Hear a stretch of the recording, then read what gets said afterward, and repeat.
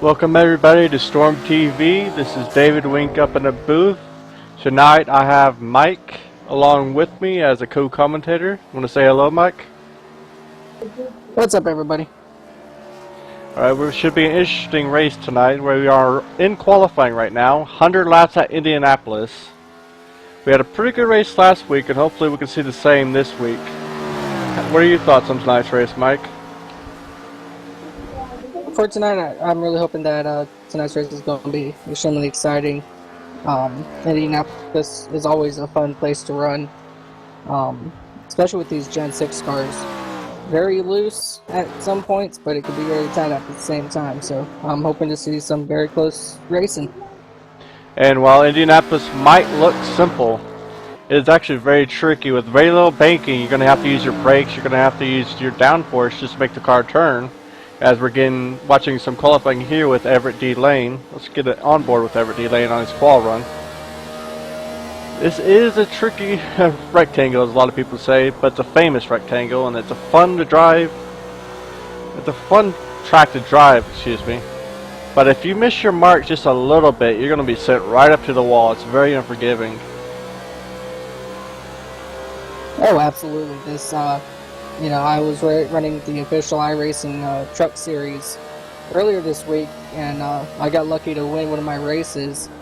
But let me tell you what, in the trucks, if I missed my mark once, don't forget I was up in the wall coming off that turn.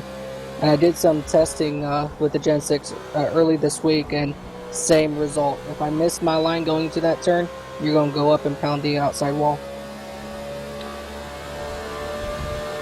And also, the corners to watch out here, as Everett's coming up on, is turn 1.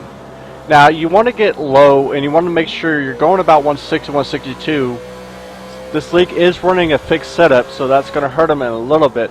Also, the other corner that's going to bite him, probably the most problematic way you're going to see tonight, is the turn 4 exiting. The wall comes up very, very fast, and it takes a lot of drivers by surprise. And if you're just a tad bit, like a mile an hour to 2 mile an hour faster than where you're supposed to be, you're going to smack that wall and you're going to sit right into pit road. Yeah, that's definitely one of the trickiest turns to come off of. And David, you're absolutely right. You hit this wall, your car's just automatically going to start spinning towards the inside wall, and usually from there it's not going to be a pretty sight. As we're getting some of the times here. Whoops. As you see, Michael Johnson is your pole sitter right now, followed by Travis Brown, Gary Konzelman. Yeah, Kevin's having a little fun in the infield. He's sitting in 6th right now. Bruce Bouchard has not did a qualifying yet. So I'm going to get a cheat sheet out. This cheat sheet's not helping me. I need a little bit more practice on that. But as we see, one of the cars riding in the grass. So far, Michael Johnson, Travis Brown, Gary Konzelman, Ryan Hedrick, Everett. Ooh, Daryl Cronkwright moves up to 4th place. So that's going to knock Everett D Lane out of the top 5. Bruce Bouchard still has not qualified, and I believe he's going to be our last qualifier tonight.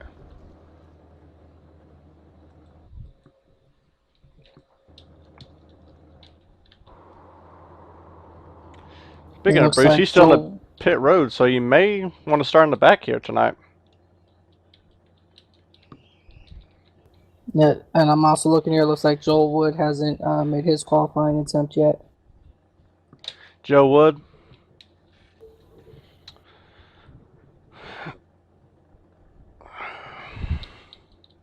Well, we only got about 30 seconds left in qualifying, so time's running out. It looks like Bruce Bouchard and Joe Wood will not qualify tonight. And I don't really think Joe Wood did practice.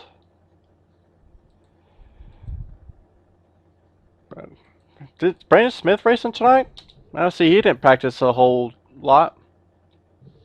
Yep, Brandon is going to be racing tonight.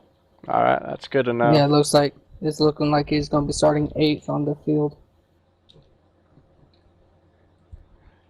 And as qualifying is officially over, let's go back live. This is Fast Paced Racing on Storm TV Saturday night. Hope you guys enjoy. Should be a fun race. As your qualifying order is Michael E. Johnson in first, Travis Brown second, Gary Konzelman third, Daryl Cronkwright fourth, and Ryan Hedrick rounding out your top five. Sixth will be Everett D Lane. Seventh is going to be Kevin Bonner. Eighth is going to be Brandon Smith. And ninth is going to be Joel Wood. And 11th bringing up the field will be Bruce Bouchard. Now, who are your favorites tonight? Who are your picks? I got Bruce Bouchard, my boy Bruce Bouchard. He's always a strong competitor no matter where he is racing. So I got him tonight winning this all, starting from all the way in the back. Well, I'm gonna have to go out on a limb here and pick one of the old school motorsport drivers. I'm probably going to be keeping my eye on Travis Brown in the number 33 car. I heard an interesting rumor this week is the old school is no longer around, and the team's reformed with some of its members as Fast Pace or as Fast Lane Motorsports. Have you heard that rumor? I've heard of it just a little bit. I haven't gotten confirmation on it yet. But as one of the series race directors, I will be looking into that this week. And hopefully next week we'll have more information on that. Indeed. It's always, we'll bring you driver developments here, racing team development, all that on Storm TV. As we should go green here soon. So I got Mr. Bruce Bouchard starting all the way in the back, and Travis Brown is your pick. Should be interesting. As they're now starting the grid, I think one of the cars is going to miss the grid if he doesn't get back in. I see a couple of cars are going to miss in the grid. I don't know if that's on purpose or they just missed it. Last minute adjustments. Well, that's a good question, because as we see here, as the field starts rolling down the front stretch, it looks like we've got Daryl Cronkwright sitting in the pits.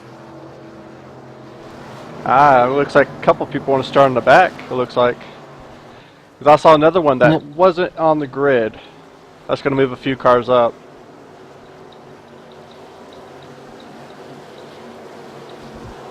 But like I said earlier, this is 100 laps at Indianapolis Motor Speedway, the iconic Indianapolis. We're running here with the Gen 6 fast-paced racing on Storm TV. It's going to be a long one, it's going to be a fun one, and I guarantee you it's going to be a wild one.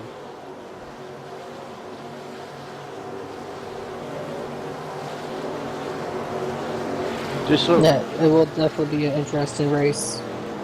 Just a little back history on this track. It's a 2.5 mile quad oval.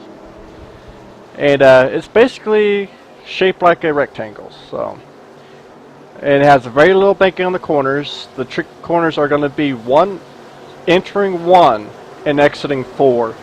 So you're going to have the whole front stretch basically trouble zone. Pit road is also going to be a little bit tricky here tonight. Because you got to slow down fast, or you got to slow down without spinning these cars out, which is tricky to do when you try to slow down a lot. Locking those brakes up never helps. Absolutely. The brakes on these things are very sensitive at some tracks, and this is definitely one of those tracks. And also another big thing without having any banking or very little banking is if you spin, it's going to be hard to keep it. This car wants to go around, where banking helps your car a little bit. With no banking, it certainly suffers. As pacer goes off, so we're about to go green. Double file. Michael Johnson leads Travis Brown on the outside. Green flag is out. Michael Johnson gets a beautiful start. Travis a little bit slow, but not too bad start. He's going to fall right behind the 78 of Michael Johnson. Little contact between Everett D Lane and Gary Konzelman.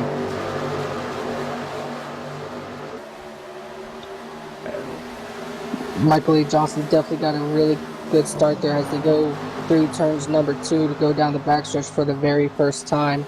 Now we're in a little bit of trouble with Brandon Smith as he got put in the wall by Gary Konzelman entering 2.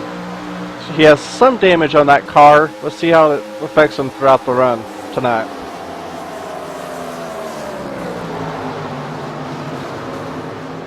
Alright, here they come going into turn number 3 for the first lap. Let's go ahead and see who's going to finish out the first lap in the top 3 here. It looks like it's going to be Michael E.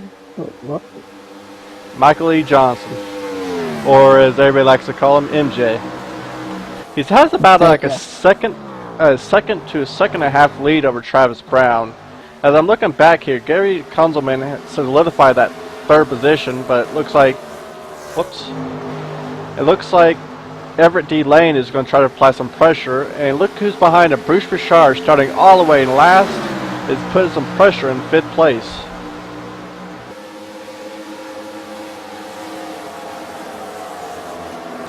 As Everett D Lane trying to take a peek on the outside, it's going to wind up biting him because Bruce Richard is going to take advantage. Looked like he's going to take advantage, but oh, Brandon Smith just pounded the wall.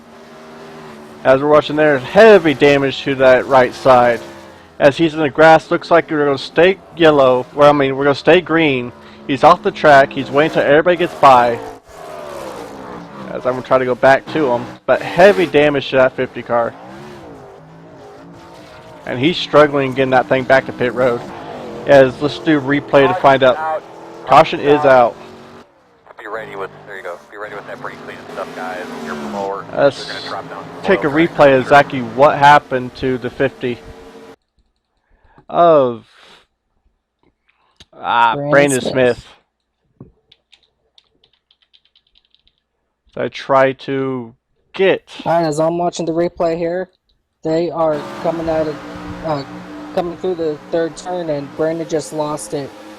Remember when we told you guys, if you missed your mark, you're going to hit the wall and then go down to the inside wall? That's exactly what we saw happen to Brandon. It looked like, as I'm watching this, it looked like he may have locked up his brakes going into this corner. As, let's go a little chase view here, slow motion. Watch the front tires. Another big thing is if you lock the brakes up here, you're going to be sent into the corner. And it looks like he just overshot it. He was a little bit too fast, couldn't slow down in time, and once you get out of that dark gray, which is the grip, the rubber line, there's very little saving it. This is where the very little banking comes in and bites people. And this is why we say you got to hit your marks right or you're going to suffer. And this is exactly what happened to Brandon Smith. He missed his mark going in the corner and paid a heavy price for it.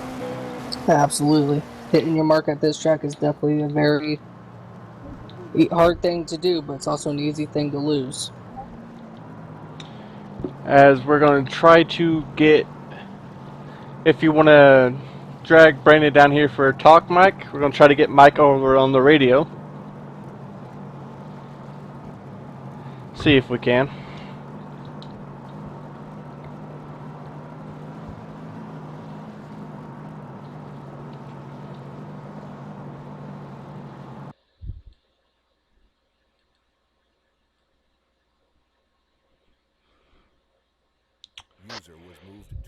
You got a copy, Brandon? Yeah. What happened there on that corner in turn 3? Well, we took a lot of damage at the beginning of the start, and I think it, I just kind of overshot it, and that damage kind of just took over, So basically overshot it. Where did you get the damage from? Was it early in lap 1 or a little bit after that? It was lap 1. I think me and Gary got into it. And tough break. I see you're back out there with a fresh car, so you pulled out the backup?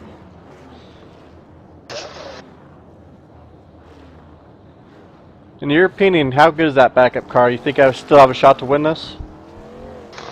Well, I'm hoping we have the lucky dog thing going so we can try to get back in this race. And, I mean, we have a car that can do it, but I don't know, dude. We just took a lot of damage, so we're hoping we can get back in. Alright, I look forward to seeing you back up there. I'll let you go. Alright, thanks, man. Oops. Hey, wake up. User was moved out of your channel.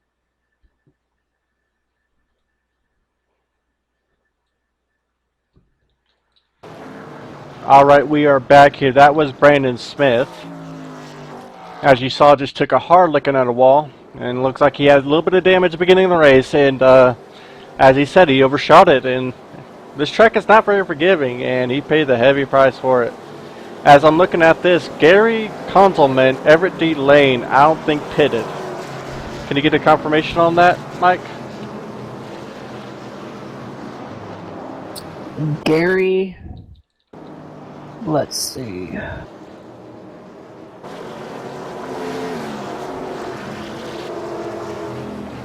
it looks like Gary did not pit. Looks like Kevin Bonner is back down pit road, maybe to get some fresh tires, get some more fresh fuel. Could be a strategy, Yeah, get as much fuel as possible in those cars. Absolutely. Definitely fresh tires with these cars is definitely the way to go on this track. If we were back at Daytona or Talladega, I really wouldn't worry much about tires, but on this kind of a track, because you are very rough on your tires when you go into these turns, and your right side tires definitely wear pretty fast. Yeah, you always got to take care of the tires, especially at this track. And anytime you can get some fresh treads on your cars, take them, because tires play a crucial role here. Like Mike said, not so much at Talladega, not so much at Daytona, but here, even though it's a 2.5 super speedway, tires play a huge role. It can mean a difference between 1 to 2 up to 3 second difference between fresh tires and old tires. So you got to pay attention to that. Every chance these tires will get under caution or under green flag, they will take them, and you'll never see a two-tire stop work more than probably a couple laps, because then those 4-tire, well, I can't speak, those 4-tire cars. Actually, I'm gonna let you take over, Mike. I cannot speak right now. Tongue twister. Here, have the pace car. Alright. Yeah, the tires here, you know, fresh tires at this track is definitely the best way to go. If you have old tires, they're just going to leave you behind. As look like we climbed on board with Kevin Bonner there, and looked like he had a little bit of damage. I'll go back on that to check that out. Yeah, that's all. That was kind of like a quick glimpse that I saw. But yeah, fresh tires is definitely the best way to go at this track. It looks like usually at any track. Looks like Mikey has a little bit left side damage right over the wheelbase. I'm not seeing a whole lot. Could be just cosmetic, because it'll probably hurt a little bit aero, but not that much. I'm curious how that hurts his handling more than anything, more than his aero. Well, usually with the left front damage, it's not too shabby. Trying to drive them, it still can get hard to turn down into the turns to stick it down on the bottom. But yeah, definitely looks like all it is cosmetic damage, so I don't think he'll sweat over it much. These cars, these drivers do have 3 resets when they make their way down pit road, so he could definitely use. That's definitely going to be one reset that he uses when he comes down pit road. And it looks like the lights are on the pace car, so we will go green on lap 8 this time around, as they're entering 1 and 2 at the moment. We had a pretty good racing there. It was a little bit bumping and running, but pretty good racing. They got spread out. You saw a couple battles here and there. And with these fresh tires, I actually see Gary suffering a lot here for not taking those. Like I said, they only had about 3-4 laps on the green, but that's enough to burn good 4 or 5% on these tires. Now, it's going to play a huge difference later in the run if we get a long green flag run. Oh, for sure. I definitely can see us getting a good stint of green flag running in here. I'm definitely going to be keeping my eye on the 03 there of Gary Konzelman and the 24 of Everett. And we're definitely going to have to see how those 2 drivers do go, because I don't think the 24 pitted also. And while it's a good strategy staying out of most tracks, like I said earlier, tires, tires, tires. Even 3-4 laps can turn on and bite you in the rear. So let's see how they do. Yeah, as they come around turn number 3 and head into turn number 4. Usually on traditional tracks, I will throw this out there real quick about Indy. This is actually a 4-turn track, literally a 4-turn track. So if we were at like Daytona where there's only 4 corners but 2 actual turns, this here would be more along the lines of like a 8-corner track. Yep, indeed. As a pace car is about to head, there it goes, heads down a pit road. Gary Konzelman leads Sth Everett D Lane, waiting for the green flag. It takes you by surprise a little bit, but anticipation. There he goes. Green flag is out. There, Gary. Hollywood Daryl Cronkwright just got loose. I don't know what happened to him. But wow. Ryan Hedrick got a worst of that. If I had to take a wild guess on what happened there, is I would say he spun his tires. Let's ride on board. And just listen, folks. Let's see what happened.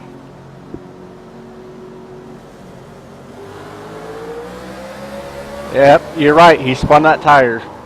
You could hear the car, the engine rev as the car went sideways. He definitely spun those tires. And Ryan took the hardest lick of them all.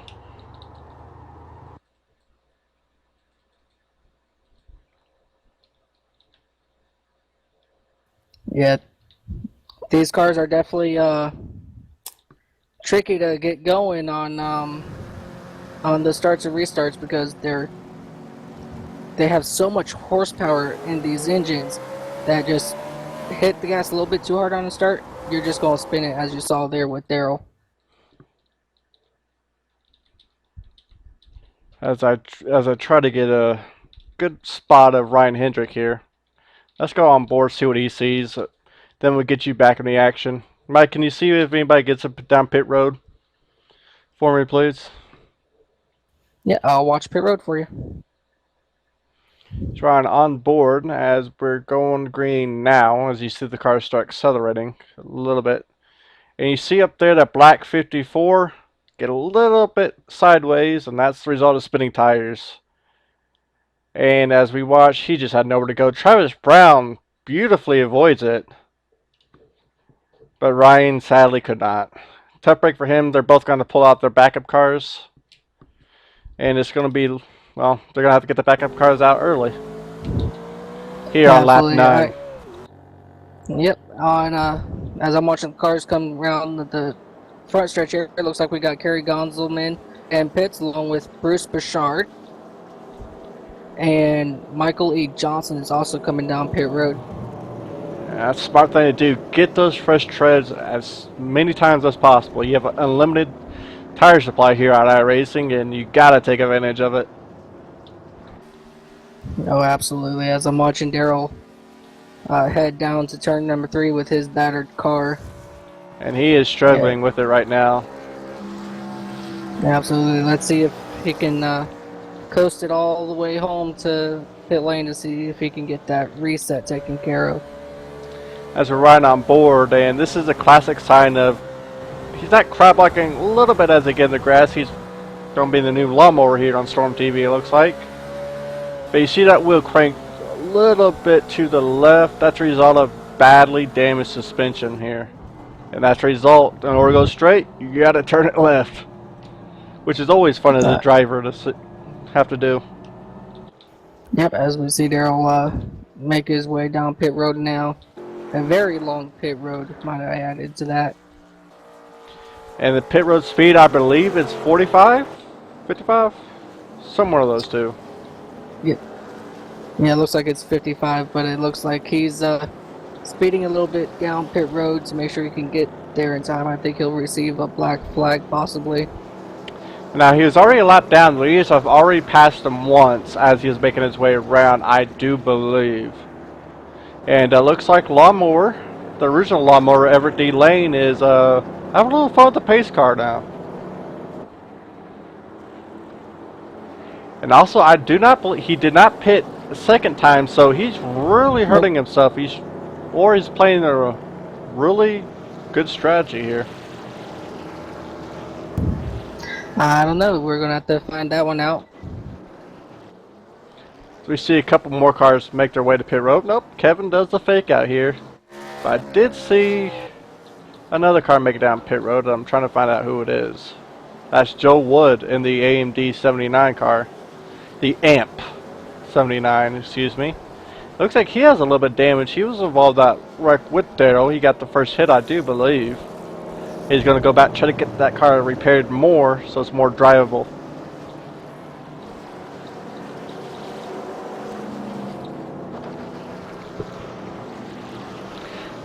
The only way I can see Everett benefiting from this is laps led and if they have quick cautions. If they have a long green flag run, Everett's going to suffer horribly for not pitting because most of these cars behind him have at least five laps fresher tires or up to 10 laps fresher tires. So that's going to be interesting development to see play out. As the 57 still has little of that damage, I'm thinking it's more cosmetic than anything else. Probably maybe a glitch from iRacing? Who knows, as we're going slowly down the field. Gary Konzelman was also another one involved in that wreck with Daryl Cronkwright. He got the first hit of it. Actually got pinned the wall. And my pick, Bruce Arbor-Shard, is in 6th. Ryan Hedrick 7th, Brandon Smith 8th, Joe Wood 9th, Daryl Cronkwright rounding out your top 10. Now your pick here, Mike, is in 2nd. He's been showing himself pretty good here. Yeah, he's doing pretty good. He had a good run over in Daytona. I actually ran that Daytona race, and running with Travis at Daytona was pretty fun. I helped push him up to the front a couple times in that race, so definitely a good driver there. Definitely someone you want to keep your eye on the rest of the season for sure. And while I won't say his age, all I'll say is this kid is young. And proven himself a strong racer this young in life. He's only going to get better from here on in. So he's going to be a name in the future here at Fast Pace Racing. So one to keep an eye out in the future and now. Because he's a strong competitor right now. So from what you've seen tonight, what's your estimate of how it's going to go from here on in? Well, I'm looking at it and definitely seen some very, close racing. A few cars being able to run side by side with no problems. If everybody just hits their line and they keep going, I think we'll be all right. And definitely if they don't spin their tires on the restarts, we should see some good racing here now. I do agree. The pace car lights are out, so we'll go green this time around on lap 13.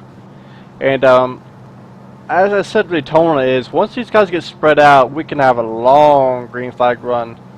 And it'll be interesting to see if that does happen. The strategy that evolves with pitting, not pitting, 2 tires, 4 tires. Interesting to see what happens there. And hopefully we can get to see it. As I'm showing a little pace car a little bit love, as it loves to be in the spotlight. Yeah, absolutely. Yeah, it's going to be interesting to find out what those old tires are going to do for Everett here on the restart. Let's see if he can get it going as they head down the backstretch here. Well, depending on how good of a start, if he gets a bad start, the best thing to do is get behind that 24 Everett D Lane so he doesn't give up a lot of positions on that high side. Because the bottom line is clearly faster than the high side here. You could get and it's actually you can't really, it's hard to say if the outside's ever going to completely work here. The only thing I can say is it'll probably work if you have fresh tires versus old tires on the bottom. I say that's probably the only time the outside line will work. So he wants to get behind 24 as fast as possible or get on the low line as fast as possible. Absolutely. Definitely if I was him, I'll try to get down in front of the 57 going into 1 and try to get on the inside of Everett on As the pace car is entering pit road, they're about to go green here. Green flag is out, and the 24 gets a huge jump, a little bit of help. The 33 of Travis Brown suffers a little bit. Michael Johnson, the 78, is also on the outside, but moves on the inside, squeezes the 03 of Gary. Little bit iffy there. Alright, looks like we've got a good battle coming for first place here, coming out of turn number 2 onto the backstretch once again. But it looks like Everett is able to pull away. And that brings up the field a little bit here. As I need to fire my cameraman again, it looks like the 57 just overdrove that corner and it cost them big time. The 78 is going to take advantage. You got to remember the 24 of Everett is on old tires. The 78 has about 13 laps fresher tires than Everett does. So we're going to see how that comes in play. Yep, as the field comes around here on the front stretch once again, we've got Everett in the lead, followed by Michael E. Johnson. And the 03 of Gary gives the 57 a little bit of a love tap going in that corner, sends them high, but isn't able to take advantage of it. Absolutely. I'm watching Kevin Bonner here as they come out of turn number 2. He's giving Gary a run for his money here as they come down, and Travis Brown is looking on the inside of Travis Brown. And sorry to interrupt here, but we got a new leader. Michael E. Johnson completes the pass going into 3 over Everett D Lane. So your new leader is Michael Johnson.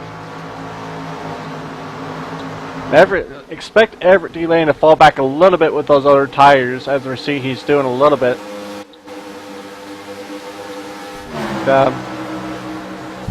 Gary's losing the position.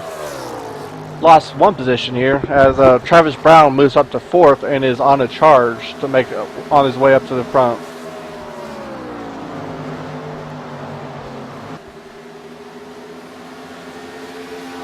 As Michael E. Johnson is slowly pulling away from the field, he has a strong car here tonight.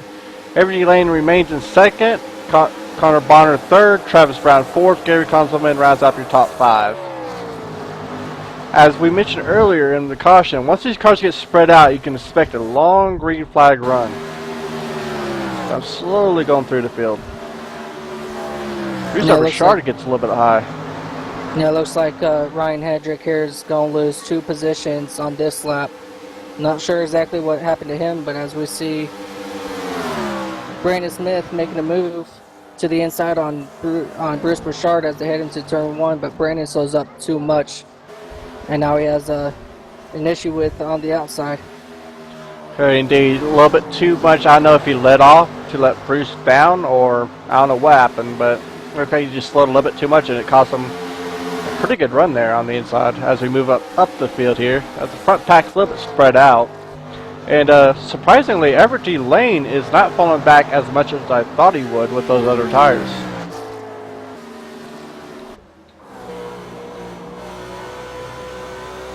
As we ride on board with Everett D Lane, aka the lawnmower.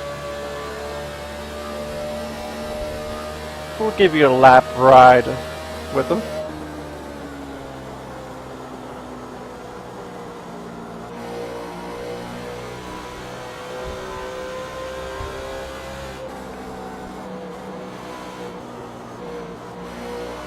Now it's very easy to overdrive this track, especially going through 1 and entering 2, because you... Yeah, I'm sorry to interrupt, but there's something going on with Ryan Hedrick as they entered turn number 2 going down the backstretch. He told everybody to pass by him as he got into the grass for some reason. Did he get a little bit loose, maybe? Or maybe he just wants to cruise in the back a little bit. Going back to look as they entered turn 1, yep. Turn 1 he just... he missed his line and he lost power for some reason. When he tried to get going again, he lost a little bit of power, but he's still moving now. And it looks like Bruce Bouchard and the 50 of Brandon Smith may have gone in contact. 50 has heavy damage, and Bruce Bouchard's not getting away from that unscathed. As both head down pit road, and the 50 of Brandon Smith is struggling right now getting that car straight. Now, I'm taking a look here. I see that Daryl Cronkwright is on pit road. Indeed, he is. He's maybe parking a little bit, getting a little drink here. Probably. He hasn't moved in a couple laps, actually. As 50, Brandon Smith gets underway here. Well, I believe that's his last reset. And as he's going to get lapped by Michael Johnson here as the leader, it's opened up a pretty good lead. It's 2 to 3 seconds, I believe.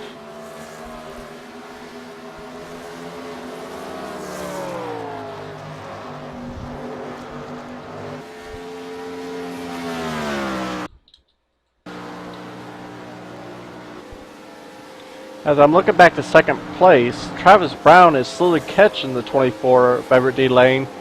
And we may have a battle for second here on lap, probably next lap around 20. Yeah, Michael Lee Johnson's checked out from Everett and Travis there, as he's pretty much almost, you know, one of those small stretches away. And he's proven himself really strong here under green flag conditions. As you look back, Gary Konzelman getting a little bit of pressure from Brandon Smith, as Brandon Smith is about a lap down. So he's going to look forward for a caution here pretty soon. He's probably going to hope one for Lucky Dog, as Daryl Cronkwright is still on the pit road. As yeah, he is. He wanted me to mention him a little bit, so I'm going to go ahead and mention him. He needs to get back on the track and quit drinking. Bruce Arbershard is another one lap down. And can you somehow find the incidents, Mike, with Brandon Smith and 11 of Bruce Arbershard? I didn't quite catch that. I saw the result of it as they both go down pit road, but not the cause of it.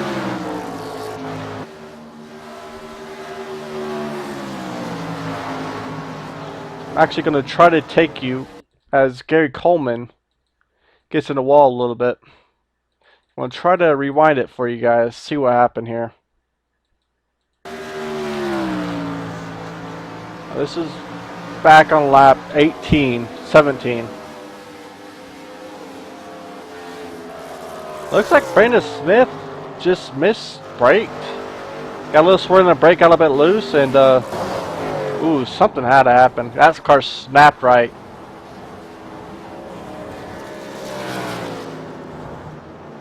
I don't see where Bruce Arbershard comes into play here. While you guys are looking at that replay there, it looks like Travis Brown has gone around Everett D Lane for second place, as Everett D Lane is actually heading down pit road at this time. Alright, that's going to be a lap 22, so a little bit short on the fuel window, especially those two cautions. As I'm looking at Bruce Arbershard, may have went down the pit road to help drafting a little bit with Brandon Smith. It's the only reason I can see him going down pit road so short of a caution. As we go back live here. 33 pitting this time. So I'm trying to mute this driver's chat here. Whoa, Bruce Arbershard barely misses the 5. I have Ryan Hedrick, who sits in 5th place right now. But Bruce clearly got the fresher tires, which means the fresher car. Is going to move up to the field a little bit? Yeah, Go ahead. Michael Lee Johnson going down pit road, followed by Travis Brown. Looks like this will be a green flag pit run for these guys, as Gary Konzelman takes over the lead. As we're going to watch Michael Johnson make his pit stop, see what he does, and clearly this is strategy, whether it be pit a little bit, short pit here a little bit, to try to make it on 2 to 3 stops. I'm not sure the exact fuel window here at Indy with these cars. I do believe it's about 30 to 33 laps, I imagine. Do you know about that, Mike? Not exactly 100% sure. I knew when I set this race up, I did give these guys only 50% fuel load, so 50% fuel load, so this is actually regular pit stops then, I imagine. What's 50% fuel load? 50% fuel load for these cars is 11-gallon fuel tanks, fuel. But once they come down pit road for the first time, they can actually go and fill all the way up to 22 gallons. And excuse me here, guys, as I need to re-mute my chat. If the race was a little shorter, it wouldn't be as bad. As I remember how to mute the chat. Every 10 laps isn't good. I do apologize for that, folks. Apparently my button quit working. My muting button. I missed my power of my mute. We're slowly going through the field. Brandon Smith and the 11 of Bruce Arbor are both lapped down. Gary Konzelman is your leader, as the 50 is trying to get around him, trying to get that lap back. Let's look forward to see when he goes down a pit road, as Ryan Hedrick goes down pit road right now. Yeah, Brandon Smith has been working on Gary now, and Brandon's looking to the inside, but still can't get the job. Oh, Gary just let Brandon go. So this will put Brandon back on the lead lap. And wondering if Gary is actually going to be making his way down pit road this time, possibly. I imagine he would be. He's been out there quite a while, and he's been struggling a little bit. Looking at his lap times here, he's about 2 seconds off fresh tire pace, so look for him to come down pit road as we see what he will do. Yep, here he comes down pit road right now, rolling his car all the way down to 55 miles an hour. And this should turn over the lead over to Joel Wood. As Joel Wood is right behind him going down pit road here. So your leader would be Michael E. Johnson, as he claims the lead back on as the field cycles around after green flag pit stops. How big of a lead does Michael E. Johnson have over Travis Brown in the 33, Mike? Well, let's find out now as Michael E. Johnson comes down the front road, the front stretch right now, and it actually still shows that Gary is still on the in first place. Let me find out what's going on here. I have it on mine. Gary Konzelman comes out third place right now. Joe Wood, no, Everett D Lane is going to claim third place here as he passes both Gary Konzelman and Joe Wood. Yeah, let's find out here. They're right now in 3 and 4, Michael is. I imagine, just from looking at it, it's going to be about 4 or 5 seconds. Yeah, very well could be. Before Gary Konzelman went down pit lane, he was 7 seconds ahead of Joel, so we'll find out now here as Michael goes around start finish line and officially becomes the leader.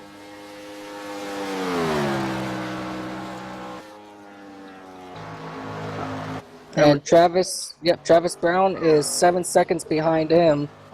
Wow, even more than I thought. Yep, Michael E. Johnson is just dominating this race. Indeed, he clearly is driving the wheels off that car. To right aboard Gary Konzelman here a little bit as he tried to catch up with Everett D Lane. And you remember, Gary Konzelman has the fresher tires at Everett D Lane, but Everett D Lane proved he can handle those old tires. Yeah, and at this time it shows everybody is now back on the lead lap. But Daryl Cronkwright is being shown 10 laps down. And I think I see Daryl up in the officials booth here. Apparently he has some words with the officials. Because he's cleared on his car right now. Yeah, it shows that he has disconnected from the server. Let me jump up into the driver's lounge, or into the admin room and find out what's going on. Alright here. Kevin Bonner is spun a little bit and is blocking the track right out of pit road, so I imagine he had a little bit trouble with turn 4, as I'm going to rewind it here a little bit to see what happened. And he just gets a little bit loose off of 4, and it's either you get the hard lick, flipped it once, nearly flipped it twice, did a couple 360s, and amazingly As you saw there, he took his car behind the wall. So we have 2 cars that officially DNF'd here, as Brandon Smith, let me go back to him, is going down pit road as scheduled to stop, I imagine.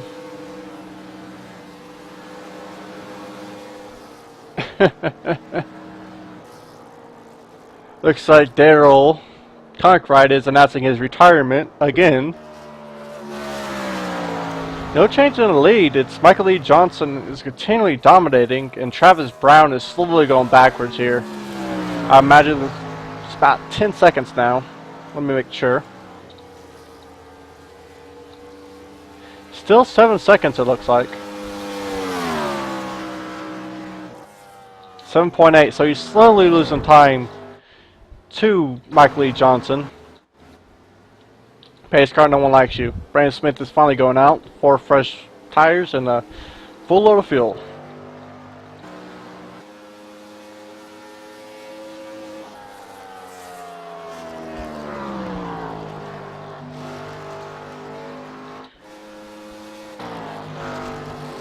Now, a little bit of information about next week's fast-paced racing in the StormTV Cup Series is next week, next Saturday night, we will be at Chicagoland in the Gen 6. I will have Cody Savert. Sorry, Cody, I'm butchering that, but I'm going to have him next week as a co-broadcaster, keeping the theme of having multiple guest broadcasters, as I would say up here. Keep it fresh here tonight. So look for that next Saturday night on StormTV. Around 6:30 Central is when the stream will go live. 7 o'clock, as always, will be the race when the green flag drops. As we welcome back here, Mike, got any news on Daryl? Yeah, unfortunately, I got confirmation from Daryl Cronkwright's crew. Daryl might not be returning back with Fast-Paced Racing League. From what I understand, is that he feels that he's not good enough to drive these cars yet. But sometime this week, I'm going to get Daryl off to the side and give him a little talking to. What I'm talking about here is back when he spun his tires on that restart. I want to throw it out there. If Daryl, if you're listening and you're watching, Daryl, we all do it. I can probably guarantee you that the pros out there do it. It happens, man. You know, we love you here at Fast Paced Racing League, and we definitely want you to keep running with us. You're definitely one of our top dogs out here. I may have to kick his rear end out of retirement to get him back here. Yeah, so he pretty much said that he's going to be retiring from Fast Paced Racing League and possibly even iRacing. So we're going to have to give a good talking to with him.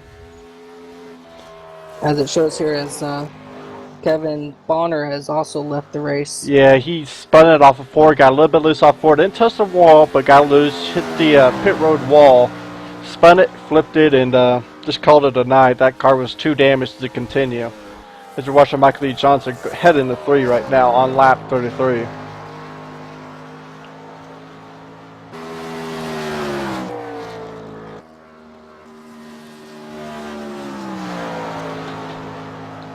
Looking back, speaking of 33, Travis Brown in 33, still slowly going backwards as he gets a little bit loose. Whoops, base car, no one likes you. Gary Konzelman is probably good 10-15 seconds, I believe. Mike back in 3rd place. So the field is pretty spread out here. As Gary gets way loose, nearly misses pit road wall. Holy smokes, Gary. Nearly gave me a heart attack. Everett D Lane is going to claim 3rd place right back from Gary Konzelman. As a near close miss of seriously injuring himself here. Yeah, it almost looked like he had the same fate as Kevin Bonner did there. But he was able to keep it off that pit road wall.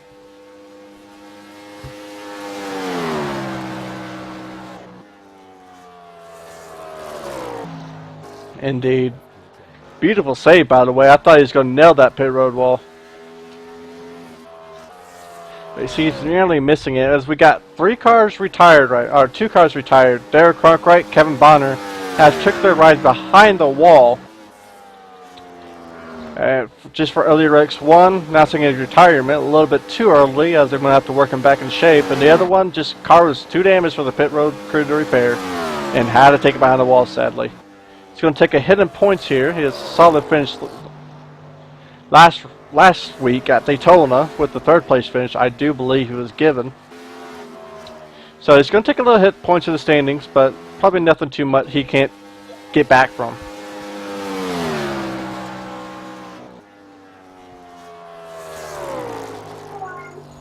David, I just got confirmation from Fast Pace Racing League officials that there will be a competition yellow on lap 40. Alright, that's good. Bunches the field back together, and lap 40, I will imagine, is right near the end of the fuel window here with these cars and the fuel load. So that's going to help these drivers tremendously. Get it bunched together, get fresh tires, get all full load fuel, and we'll see some action here. Gary Konzelman is really struggling with that car. I think it's getting a little bit too loose, but he's fighting that car with all his might. Yeah, Gary's definitely been struggling with his car this last run under green. He just can't seem to get the car where he wants it to be as he heads down into turn number 3. As we're watching him right now, Brandon Smith tries a high line, but like I said earlier, that high line really does go nowhere. Gary Konzelman hits the wall a little bit. I do believe someone hit pit road. Yeah, looks like Everett D Lane is coming down pit road. I believe that's Travis Brown, not Everett. Oh. Don't worry, I do it too. No, Everett's going down pit road. Alright. Oh, And yeah, he is going down 24. pit road. And that's very interesting as I try to get my cameraman to focus here on Everett D Lane. This is 3 laps before the competition caution. So, do the drivers know there's going to be competition caution? I informed Brandon to make the announcement over in the main racing thing, but I'm not sure if they knew or not.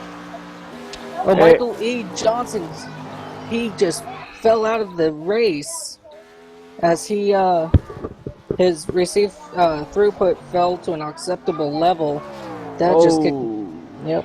Oh, that's going to be a big turning break for these other guys.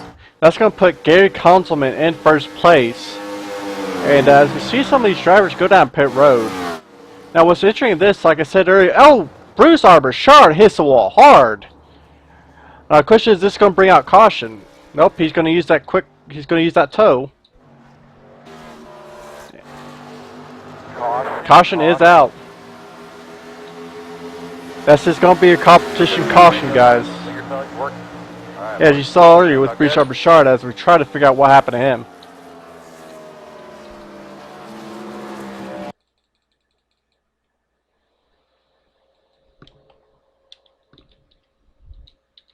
We'll try to find him.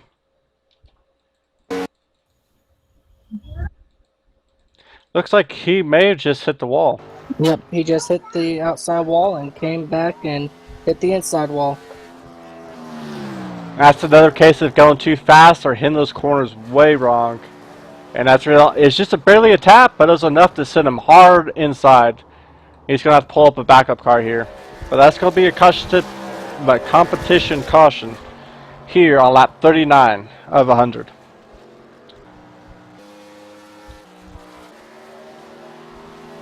Now, some of the cars still pitting. This is going to shake them up quite drastic, especially with the strongest car of the race.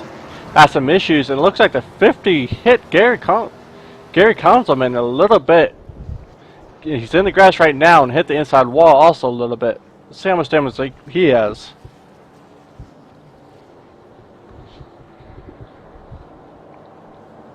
Yeah, that was more along the lines. Brandon was just trying to catch up to the back end of the field, and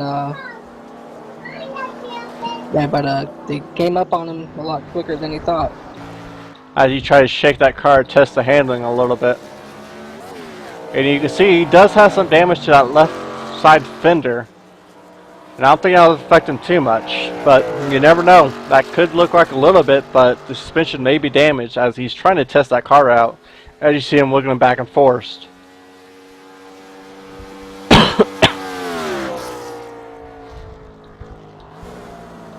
Let's run on board a little bit.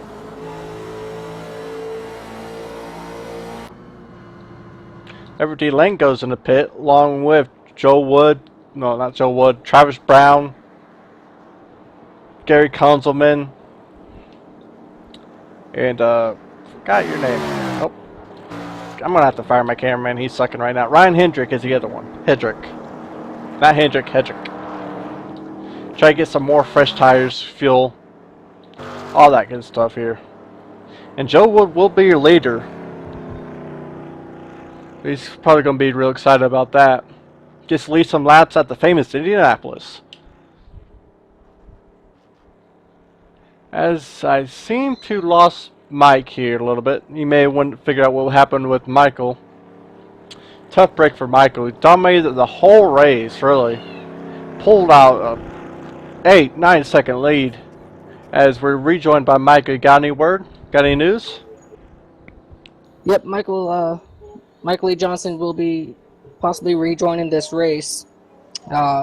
With these cars being running on the internet, his kid was downstairs and somehow disconnected the internet. So once he gets back in, we're going to, as it shows here that he just reconnected, we're going to get him his laps back.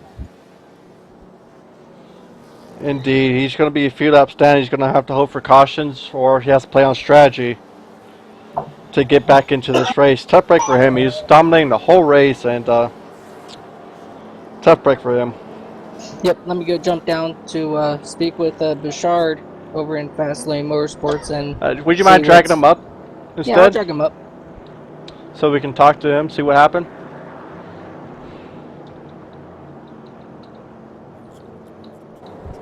Mr. Bouchard, this is Mike Taylor up in the booth. Do you got a copy? Yeah, I copied. Hey man, what happened there on after you hit the wall? I just kind of threw in the towel. I was having problems with the setup all day. It was really pushing like crazy. It was just not fun to drive, to be totally honest. So, you calling it quits here, Bruce? Yeah, I think I'm done for today. I'll probably be around next week, maybe. I don't know. Next week we're out Chicagoland. Oh, actually, no. I have plans next week. I will not be there. Come on, Bruce. No, I can't. I'm going to see Corn. Yep. Corn Well, definitely overtops iRacing. Says who, Yeah, man? Get I your would butt say so. up here next week in Chicagoland. I'll introduce you some famous maybe the week cuisine up there in after, I'm not Chicago, sure. man. Alright, man. I'll talk to you during the week, and hopefully we'll see you back here in 2 weeks. You know where we're going to be at, Michael? Or Mike? I could look into that for you. Alright. Well, I'll take a look at it, and it was fun for the beginning half that I actually competed in, but thanks again, David and Mike.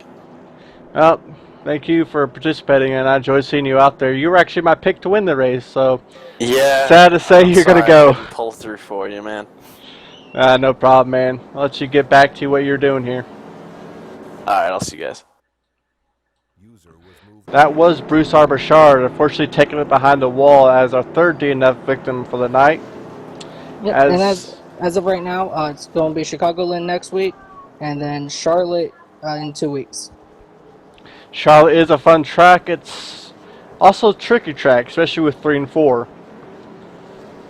But fun nevertheless. As your leader is Travis Brown. Excuse me. Gary Konzelman is in second. Ryan Hedrick third. I don't know why I keep calling you Hendrick. Everett D Lane, aka Lawnmower, in fourth. Brandon Smith bouncing back in a strong 5th place right now. Now these guys got about 58, 59 laps to go. And if we get another one of these long green flag cautions, I mean, not cautions, excuse me, long green flag runs, it turned out to be a good one. As I'm seeing Michael E. Johnson back on the field, My mind's just somewhere else. Back on the track. He's going to be quite a few laps down. He's going to be 4 laps down, so he's going to need a little bit of help with the strategy and cautions, but expect to see him back up front sometime by the end of the race. Yeah, I'm going to go ahead and do everything in my power to quickly get Michael E. Johnson back on the lead lap here. The pace car lights are out, so we'll have this. We'll go green next time around. And all of a sudden, my tongue has gone tied and my mind's gone in the gutter. I don't know why, but it seems to happen. Not going. One to go. Caution has been reflown. The officials saw something they didn't like, a little bit of debris on the track, so they have one more lap of caution. So we have 2 to go here. And I do believe that's going to get Michael Johnson back near the lead lap-ish. Lead lap or about 1 lap down by the time it's all said and done. Right, Michael? Yep. Where I actually was told to keep the yellow out until we can get Michael back on the lead lap here.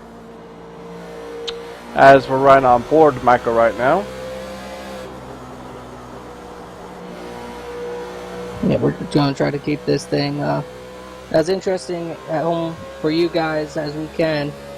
And Everett D Lane has stopped on the track for some reason. As I try to go back for him. Whoops. Cameraman? Maybe he has some engine malfunction or something? Because he has that car off.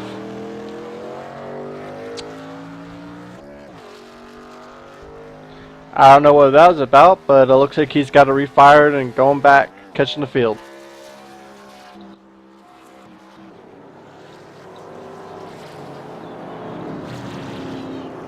Your top 3 still remains the same, as Everett D Lane is reclaiming his position after getting refired. Brandon Smith is going to be right behind him, and Joe Wood right behind Brandon in 6th place. Michael Johnson will round up the last of your field in 7th. We've had 3 DNFs tonight, 1 for damage, or 2 for damage, and another 1 for early retirement. Yeah, we're going to kick him out of that real quick, though. Oh yeah. Yeah, we will. I'm not ready to lose one of my members just yet. If not, I may have to go down to Canada, buy a plane ticket to Canada, and whip that soldier back into shape. Yeah, that's what we gotta do to get Daryl back. It's just very unfortunate that he's feeling the way he's feeling, and I'm gonna send him a message here to re-talk with him. I do believe he's in the stream right now, that D3. So, I do believe he's still in here.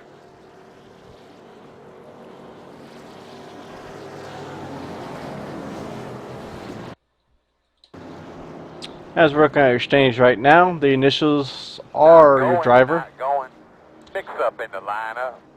As he's throwing a caution yellow, try to get Michael Johnson back on the lead lap. And I do believe he's back in the lead lap now.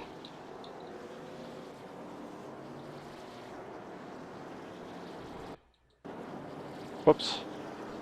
Oh, he still got 2 laps to go. And it's certainly nice of you, Mike, to give Michael, a car that's been dominant all day, a chance to get back in the race. And not suffer for someone unplugging his internet. As I imagine that's probably what happened with this kids.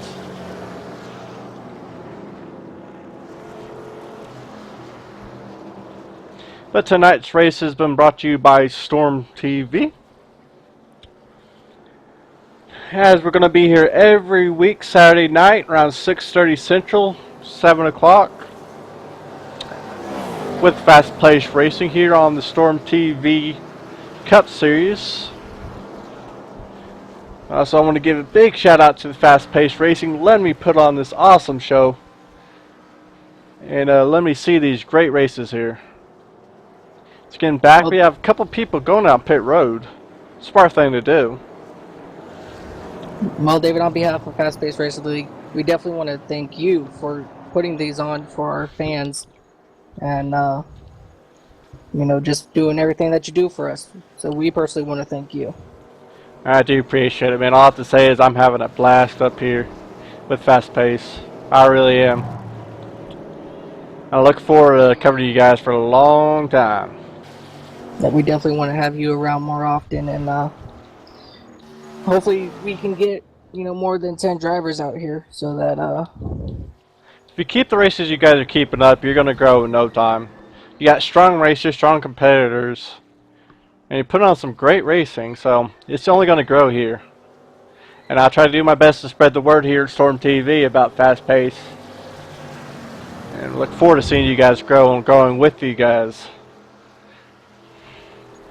And for those who don't know about Fast Paced Racing League, we are actually a league that started back in July of this year, and we have 3 different divisions. We've got our Fast Paced Racing League StormTV Cup Series, which you guys are watching now. We run these every Saturday night. On Monday nights, we have our late models, and the late models are always fun. We also have very close running with that. And then on Wednesday night, we also have our street stocks. So definitely a lot of, a few choices here. If you guys are interested in joining fast-paced racing and race with us here, Saturdays, Mondays, and Wednesdays. But hopefully we'll grow here. We definitely, first season definitely went on, successfully. Casey Knighton is our defending late model and street stock series champions.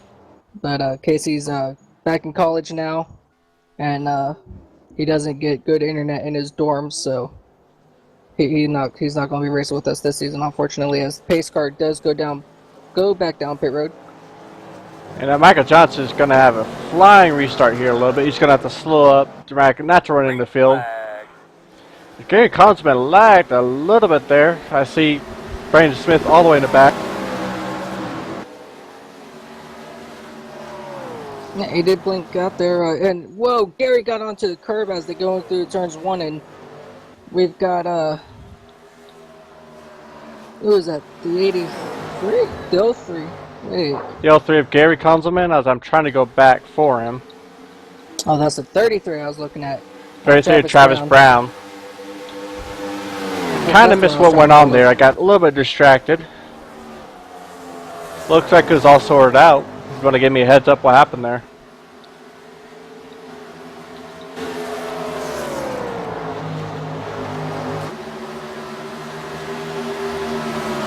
Hey David, I'm going to step away here for about 5 minutes. I'll be right back. 10-4, about 10-4. As we see Michael E. Johnson going down pit road. I don't know if he's having cameraman. I'm definitely going to have to fire my cameraman here, because he is not doing a good work. I go through too many cameramans. Every week I have to fire at least 5. Ryan Hedrick is your new leader, leading right now. Gary Konzelman is 2nd. Travis Brown 3rd. Everett D Lane 4th. Joe Wood 5th. Brandon Smith is way back there in 6th, and he's struggling a little bit, if that wiggles any indication. As we move back up in the field, Ryan Hedrick is slowly pulling away, it looks like. Not by a whole lot, but slowly pulling away. Joe Wood smacks the wall hard. Manages to save it, but that car is... woohoo!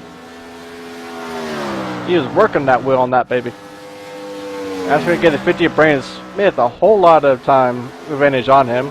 Travis Brown reclaims 2nd, as he lost earlier over Gary Konzelman. Everett D Lane right behind, watching these two go at it. That's right on board with him. Let's go with the gyro. Show you a little bit of fun. He just overshoots it a little bit. Maybe got spooked by Gary a little bit. Doesn't look like it was too hard of a hit. You see a little bit of banking from this. See Gary pop back up there.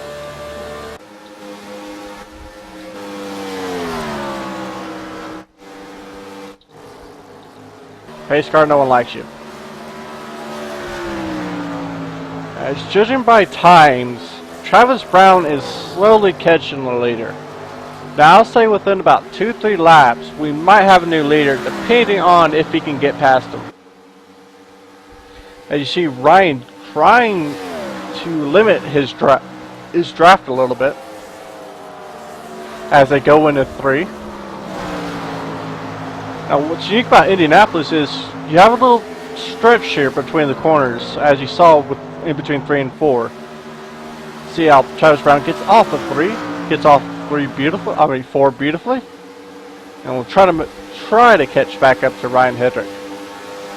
Gary Konzelman is slowly losing a little bit of time, but he's not losing much. Sth Everett D Lane is slowly getting on him.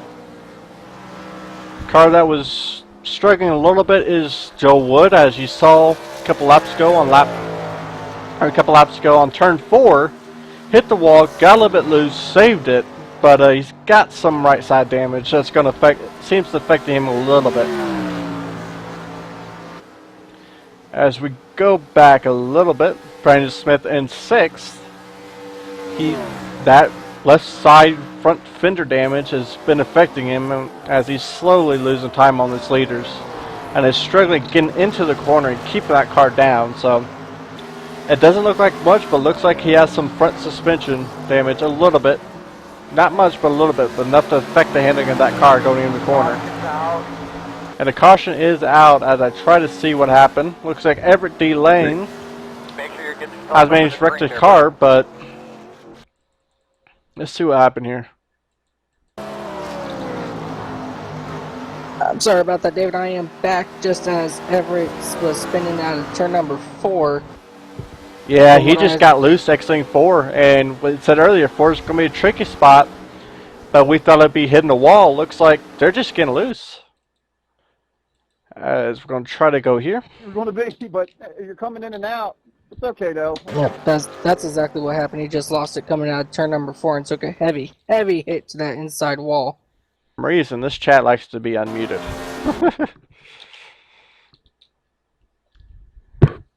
As we get a little bit closer look, see what happened with the 24. And yeah, he just lost it. As you heard it from the horse's mouth. I'm surprised he didn't cut any grass, though. Usually when he wrecks, he cuts grass. He becomes a lawnmower. Did manage to get all 4 tires off the ground, though. I gotta give him props for that. But that car is heavily damaged, heavily destroyed, so he's gonna have to pull up a backup here on lap 51. He's trying to get in the pits. He's not going to pits. Wow. But we're one fall with Michael E. Johnson disconnecting, coming back. Another show rise. Ryan Hedrick has been shown a car to be dominant. But the young one, Travis Brown, was slowly catching him before that caution came out. And I expect he's going to give Ryan a little challenge up there in the front. As we see another wave round for Michael E. Johnson as he tries to get back on the lead lap here. And Everett D Lane is really struggling with that car.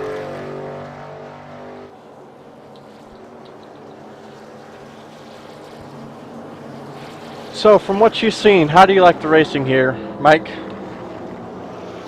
The race has definitely been awesome. You know where your strong guys are. You know where your weak guys are.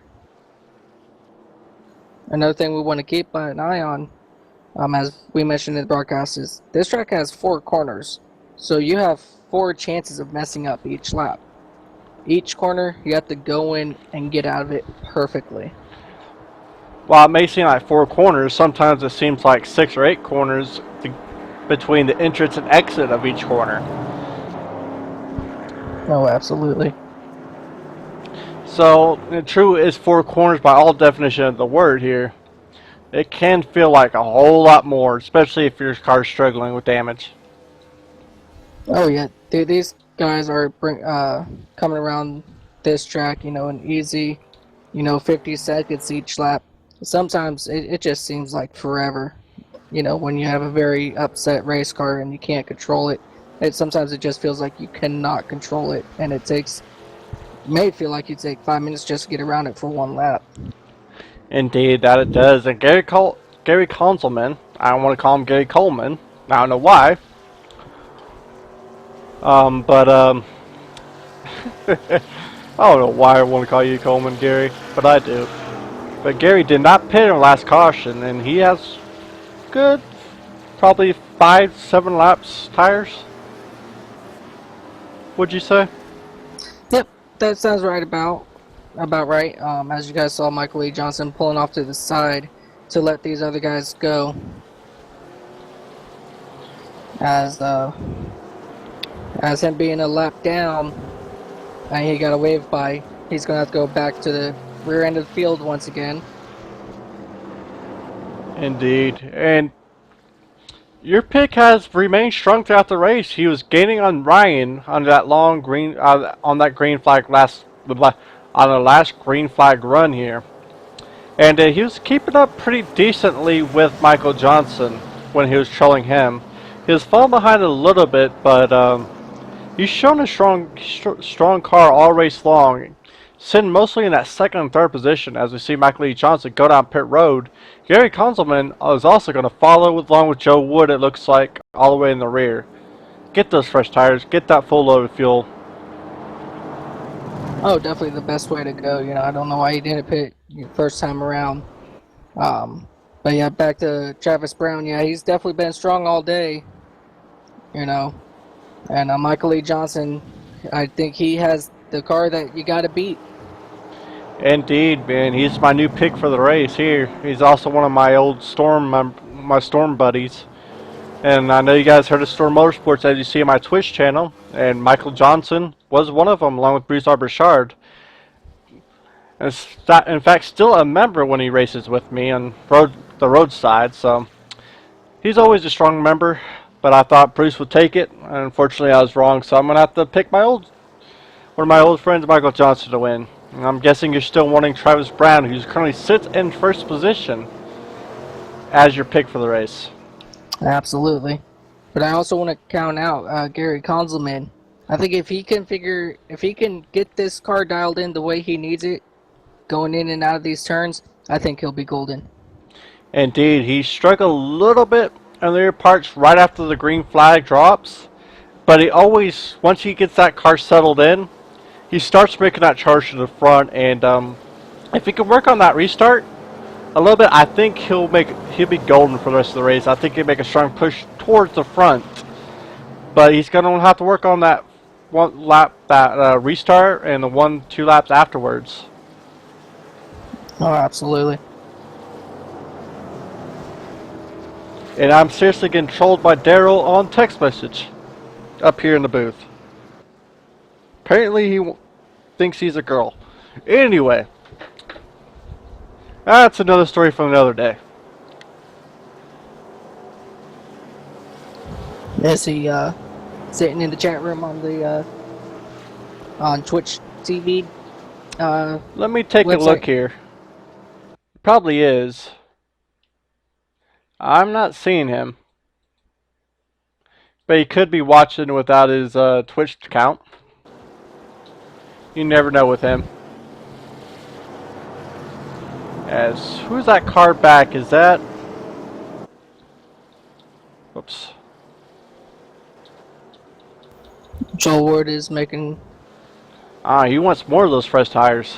Yep. Smart move by him. Get as much fresh tread as you can. We are 1 to go here. Pace lights are out, and they're getting double file here at Indianapolis. We're going to go green with about 45 laps to go. So expect a lot of action from here on in.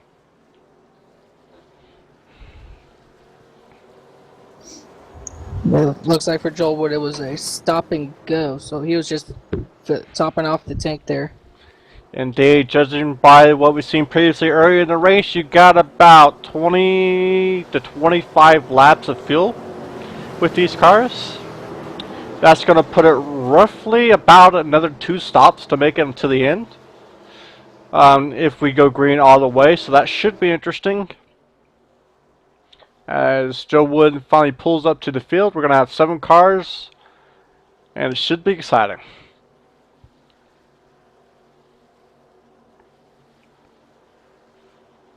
So do you think, Mike, it will go green till the end, or do you think we're probably going to have a couple cautions here or there? I'm praying that we go green till the end, and but if these cars get strung out a little bit more again, we'll find out if they want to bunch them up again and, you know, go green again and see what happens, or if they just want to keep it going. So we'll find out about that here as this race goes on. And one thing we've seen bring crit note is the cautions we have seen, only one of them really has been multiple cars. The others have been driver mistakes of hitting the wall and spinning out. And remember in post-race, in qualifying, we mentioned that if you miss your mark, you're going to pay the price. And we've seen quite a few cautions because of that. One driver missed his mark and paid a heavy price, knocking a few people out of the race, including one right into retirement. I'm never going to forget that, Hollywood, and you know who I'm talking about. As the pace car goes out, Travis Brown leads Ryan Hedrick on the outside road. Green flag is out. 45 laps to go. Brandon Smith hits the wall a little hard. Spun the tires a little bit. He's going to pay a heavy price going back all the way back in the rear of the field.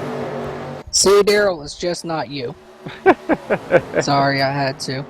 As the field comes around going into turn number 2 to head down the backstretch, I'm keeping my eye on Michael E. Johnson as he's making his way on the inside of the 5 of Ryan Hedrick. 3 wide at Indianapolis on the backstretch. 2 of these cars are going to have to give. It looks like is the one who gives. Smart. Oh, but he's coming back on the inside 5 of Ryan Hedrick in the wall. In the wall again hard. He's going to fall back quite a few positions. Now the race is picking up as I'm still watching Michael E. Johnson tracking down Everett D Lane and Travis Brown as Everett makes the look on the inside as they go into turn number 1, and it looks like he will make it. And we've got Travis Brown is finally back on the outside. He's not giving up that lead literally because he knows as soon as he gets it up, he's going to have Michael Johnson. Looks like Everett is your new leader. Michael Johnson's in second place. He's going to try to make that move on the outside. And here comes Gary onto the inside of I apologize. Michael E. Johnson. Thank you. He's going to the inside, going into 3, but cannot make the pass.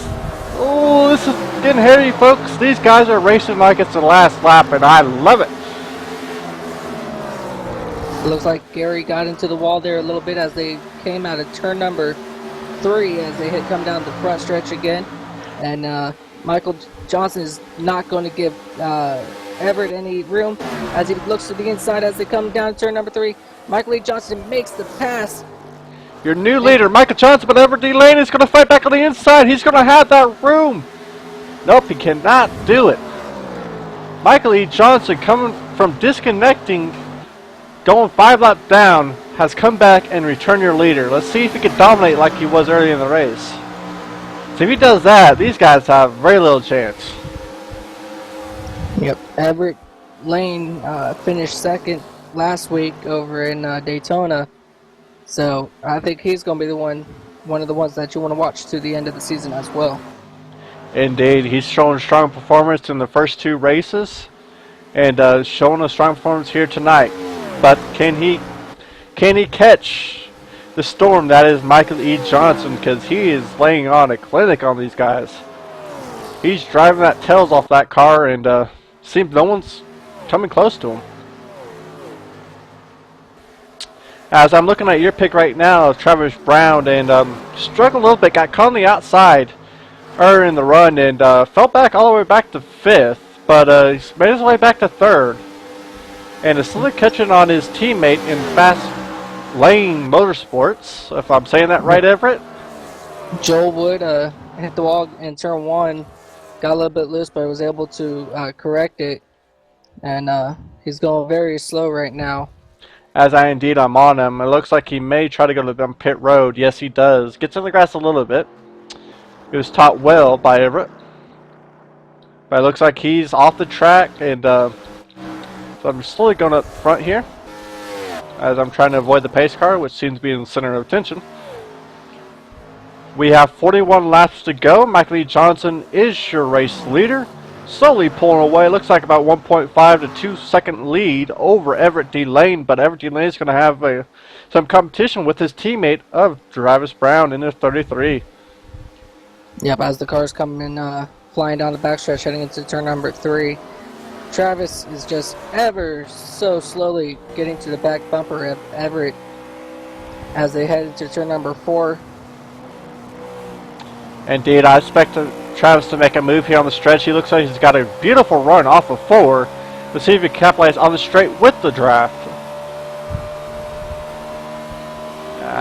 He's going to make a move on the inside here. And Everett gives him plenty of room, and Everett is all the way out. Indeed he is.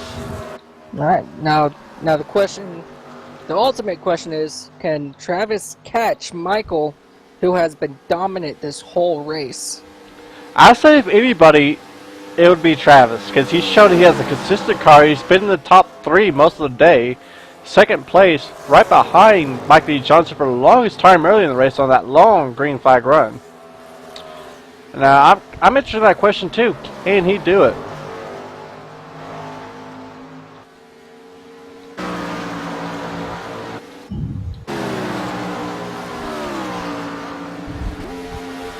Well, it looks like Joel is sitting on pit road. I wonder if he already used up his 3 resets, and now he's just sitting there waiting to get cleared to leave the pits. It could be he's trying to get all the repairs back, knowing that if the caution comes, he could get 1 or 2 of those laps back. So, as we're looking at the blimp view here, as you see the lead between Michael E. Johnson and Travis Brown, and it is a commanding lead, and I don't know if you can confirm this next lap by Mike, it may be growing. Well, it looks like we actually have a battle for second place between Travis Brown and Everett D Lane, as Everett has caught back up with Travis. Yet Michael has pulled away another half a second in front of Travis Brown. Michael is now 3.192 seconds ahead of Travis. And it looks like I'm watching the battle between Travis Brown and Everett D Lane. It looks like Everett's getting a run off the corner, but Travis is getting a run in the corner. So they're playing a little bit tug of war with each other right now with their entrance and exits. Absolutely. So I think the person who's going to prevail here in second will be the one who outdoes the other in their strong point. And judging from if Travis makes a mistake, Everett's going to capitalize because he has the car. He's hanging right with Travis Brown. You got to remember, these two are teammates. So this question is how hard they're going to race each other with roughly about 37 laps to go when they know they're going to have another pit stop left. Are they going to race hard, try to catch up, or are they going to try to race each other for position? Yeah, that's definitely a really good question there. Definitely in first season, these two definitely fought each other pretty hard. And one wouldn't think they were actually partners. And that's good if you get clean, hard racing between teammates or clean, hard racing between drivers. It puts on a good show for the fans, and I know the drivers love it. Mostly they love it. Sometimes you get those grouchy ones that just hate racing altogether. Yep, and I just want to make a quick note that Joel Wood in the 79 is pulling his car slowly off of pit road. Looks like he doesn't want to chance it, especially with the leaders coming. Well, here at this track, you actually have to exit pit road off of turn 2, so you can't jump on track until right about there as he comes off of turn number 2. Indeed, and that's you cannot go too fast, because if you go too fast, you're going to hit that grass. As soon as you hit the grass, bye-bye. That car is going for a spin. Oh, absolutely. It's one of the trickiest pit roads to get in and out, just because of how long it is, and there's a certain speed limit. It's not going to let you go any faster than a certain speed, and that affects a lot of drivers. Absolutely, it's definitely very tricky. It's very... As we're watching Michael A. Johnson just dominating, and we both said if he could get up here, can he dominate like he was? And the answer is yes, he can, and even more so, as Travis Brown is still losing ground to him. Reminds me of that long green flag run. It looks like Michael A. Johnson can save his tires a lot more and better than Travis Brown can. And that's going to open up a lot of speed. Yeah, sorry about that. My mute button came unmuted in the race, and I was hearing the race chatter. That's happened a couple times already, to the point where I actually had to reset my mute button. So you're not alone in that one. Yeah, and but yeah, like I was saying, that little pit road right there on the inside of the track, it gets very slippery. So you can't go too fast, or else you will lose it. Gary Konzelman, someone we're talking about earlier that can make a charge, is going backwards as leaves another position to Ryan Hedrick as he's making the charge. Now can Ryan Hedrick catch up to Everett D Lane and Travis Brown to make it a three-way battle? If he can he pass them for the lead?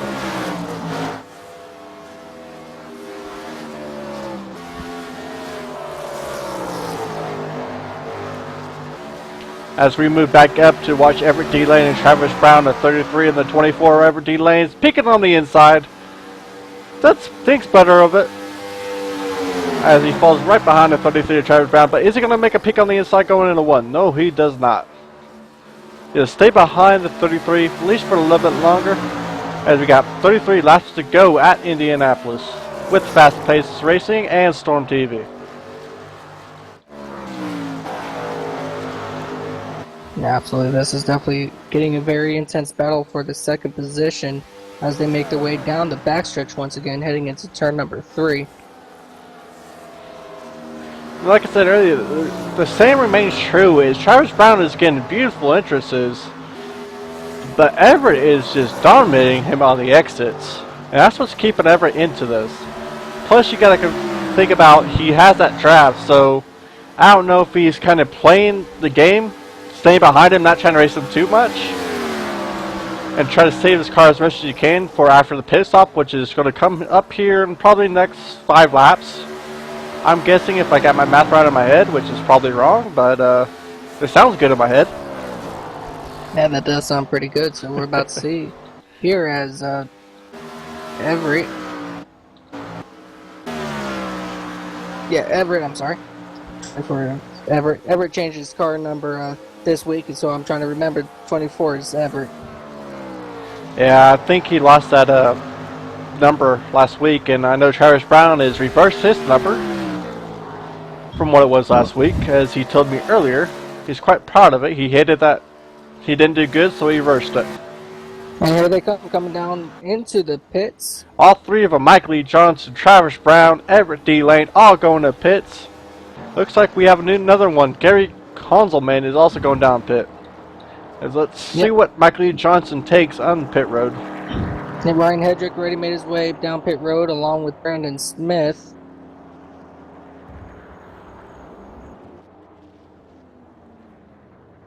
Gary's on pit road. Joel Wood has actually spun it. That's not good. Ryan Hedrick is still out on the track.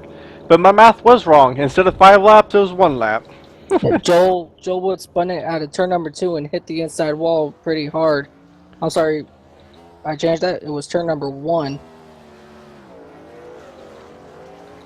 And Joel Wood is sitting back down on pit road. Yeah, he is. And as I'm watching, I'm curious how this is all going to... Did Travis Brown gain anything? Looks like he gained a little bit on Everett D Lane, as Everett D Lane goes to the grass, becomes a lawnmower once again on StormTV. Gotta love him for that. But he's going to lose a lot of time over Travis Brown. He certainly lost that battle, but the question is, did Travis Brown gain anything on Michael E. Johnson? Do you know anything more about that, Mike? Everett just hit the wall coming out of turn number 3, it looked like, though. We won't know until they come around on the front stretch here. I'm not seeing a lot of damage on that 24. Maybe a little bit of that front that front panel, if anything. Looks like he's okay. Maybe a light brush on the wall, paint that wall a little bit. Yeah, he was trying to, and as the cars came around on the front stretch past the start-finish line, Travis Brown actually lost another 2 seconds on the lead. Wow. After pit stops. And that shows you why pit stops are so important. He either gained that 2 seconds, he could have lost it, and he lost it. So, another big blow to Travis Brown when he tries to catch Michael E. Johnson. We have 30 laps to go coming this round. We're going to have 29 laps to go here on the StormTV Cup Series with fast-paced racing. Your race has been mostly dominated by Michael E. Johnson. He's disconnected, but he's fought his way back after being multiple laps down. And you see the result. We had a couple here that Gary actually went a lap down. Wow. I wonder what happened to him. Indeed, he had a pretty solid pit stop that I remember, but he's in 6th place. So tough break. Brandon Smith moves into 5th place, so he's got top 5 right now. But that car looks speed up on both sides.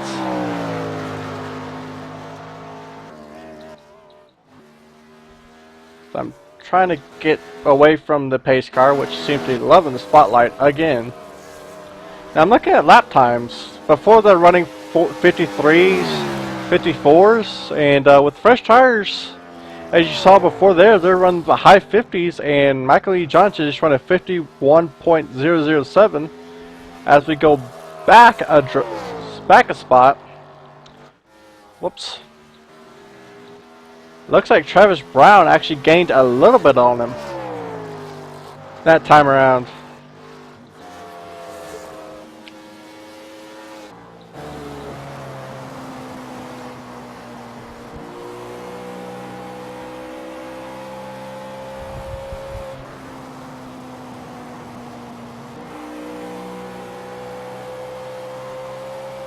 As we see Michael E. Johnson come up on lap traffic here.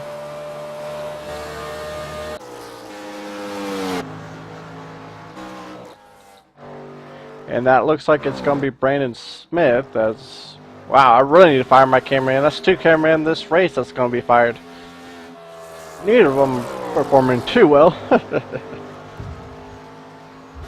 Alright, so I just got word on what happened there with Gary Konzelman. He actually had to serve a black flag penalty. Speeding, especially under green flag, will cost you. And judging... Absolutely. Go ahead. Oh yeah, absolutely. Speeding on pit road, especially this pit road, definitely is going to take a lot of time, as Joel Wood has retired from this race as well. Tough break, so that's going to be 4 DNFs here.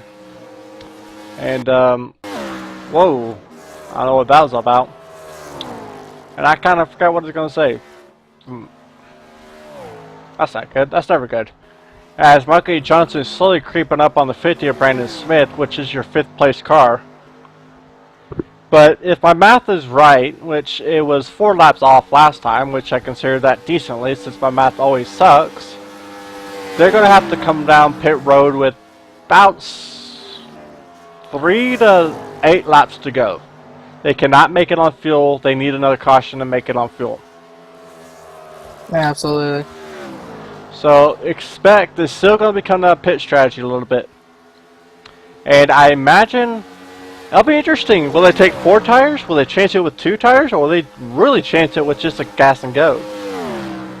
Oh, at this track I definitely would have, on a minimum, I would at least do the 2 tire stop. But if I was down there racing like I wish I could be, I would definitely be going with the 4 tire as Brandon Smith lets Michael E. Johnson by. Indeed, if I was Travis Brown and I was in a position where I knew I was about 7-8 seconds behind Michael Smith, not Michael Smith. Sheesh, where am I going with that one? But hey, look, there's John Smith. As we're watching drivers comparison, that's a 9-second gap I would, if I was Travis, I would do a 2-tire stop. Maybe 5 to 7 gallons of fuel. Try to get some time up for Michael E. Johnson. You may need right side tires because you really burn up these right fronts on this track, so you're gonna have to get right sides. But I would chance it if I was Travis. Yeah, definitely a very smart move on Travis's part. But it won't surprise me at the same time if he doesn't take tires to try to get that time made up, though.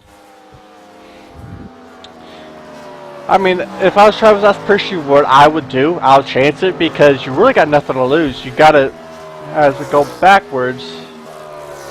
Whoops. Yep.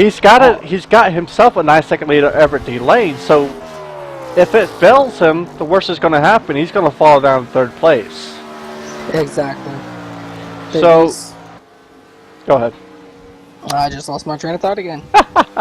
Oh, Hey, we're both losing them. Thank you. What I was saying, and that's the worst thing. 3rd place finish is not bad, especially if you're going to have to take a chance, like a 2-star stop. So he's got a win potentially if it works out for him, or he's got like a 3rd or 4th place finish if it doesn't. And he's got a fast enough car, and he's got a good enough handle on that car. I think he can handle 2 tires for at least 7-8 laps, depending on when he goes in. As I just got a glimpse of Joel Wood, he's back on track. In the grass. He's mowing in the grass.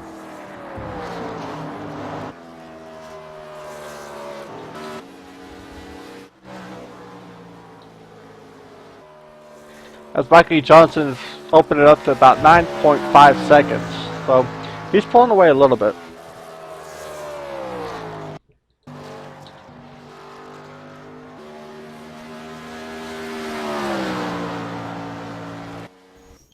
Joel Wood has made his way back on pit road. Let's see if he's going to be stopping in his pits.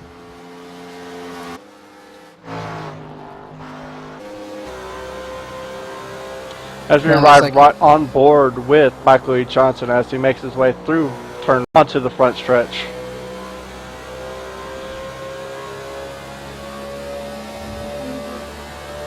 He very well, I'm watching Joel Wood here, he very well could be just making his final pit stop of the race. He's in that fuel window. They got about 21 laps left of the race, so it's definitely, that will clearly make him into this fuel window, but I think he's a little bit too far back to make a difference with that pit stop.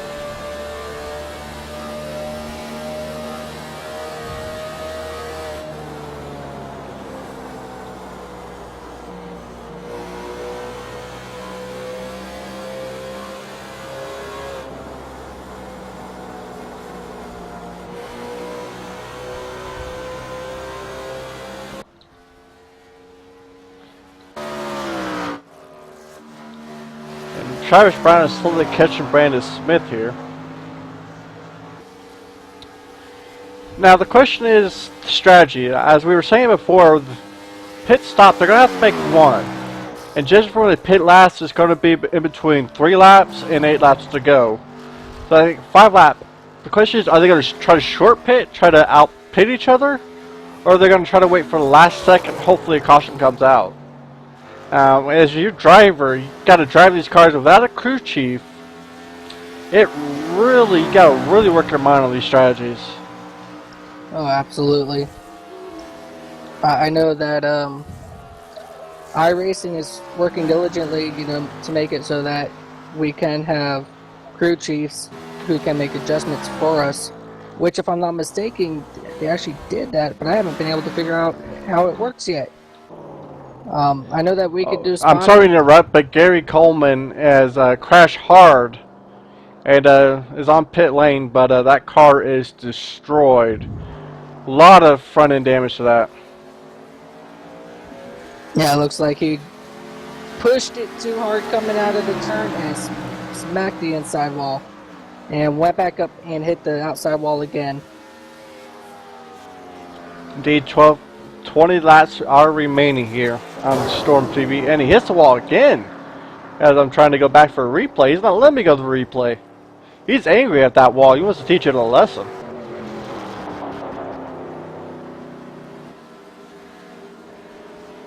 That heavy damage to the front of that. It looks like a lot of suspension damage.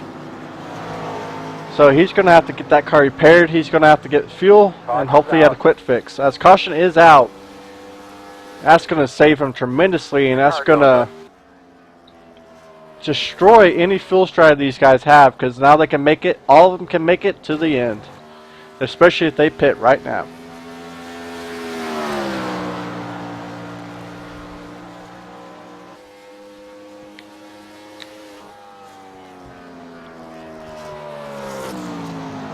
So judging by this, we're going to have about 15-16 laps to go when we drop the green flag after the caution's all said and done.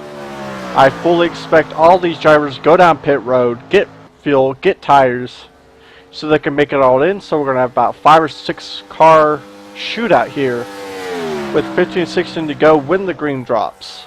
Should be a pretty interesting one, Mike. Absolutely, this will definitely be a good one to watch here.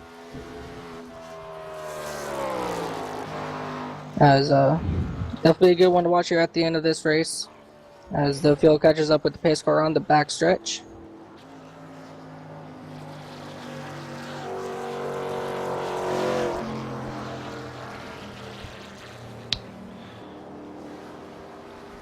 Now this, like we said before, this helps everybody tremendously. I know one person who did not want to see this caution was Michael Johnson. He had a commanding lead. He had everybody basically guessing on what to do. He had everybody in the palm of his hands, I should say. As again, tongue twisted and confused again. This is just not my night. But he's probably the only person who did not want to see this come out. Everybody else is probably jumping up and joy inside their cars, celebrating and singing hallelujah. Yeah, that's definitely going to be interesting here.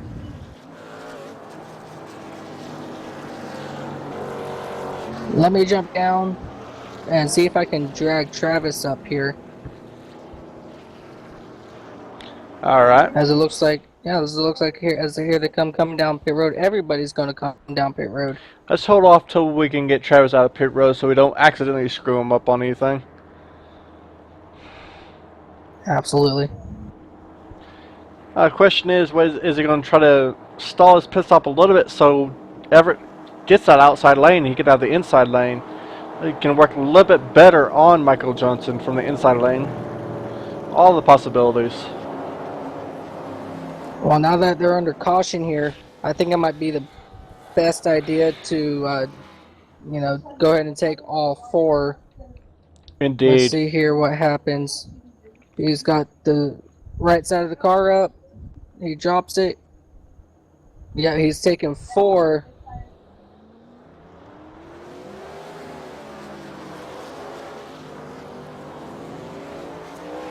Alright, as everybody pulls away, let me jump down to Fastlane Motorsports channel real quick and see if Travis is available to talk.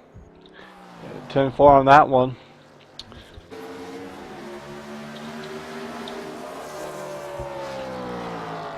As I read through your sponsors real quick, we're on Storm TV. And my name is David Wenk. We also have Mike Taylor as your broadcasters. And of course, you can't thank enough for Fast Pace Racing, sorry. As it looks like we got Travis Brown up here in the booth. Hey Travis, you got a copy? Yeah, I got you.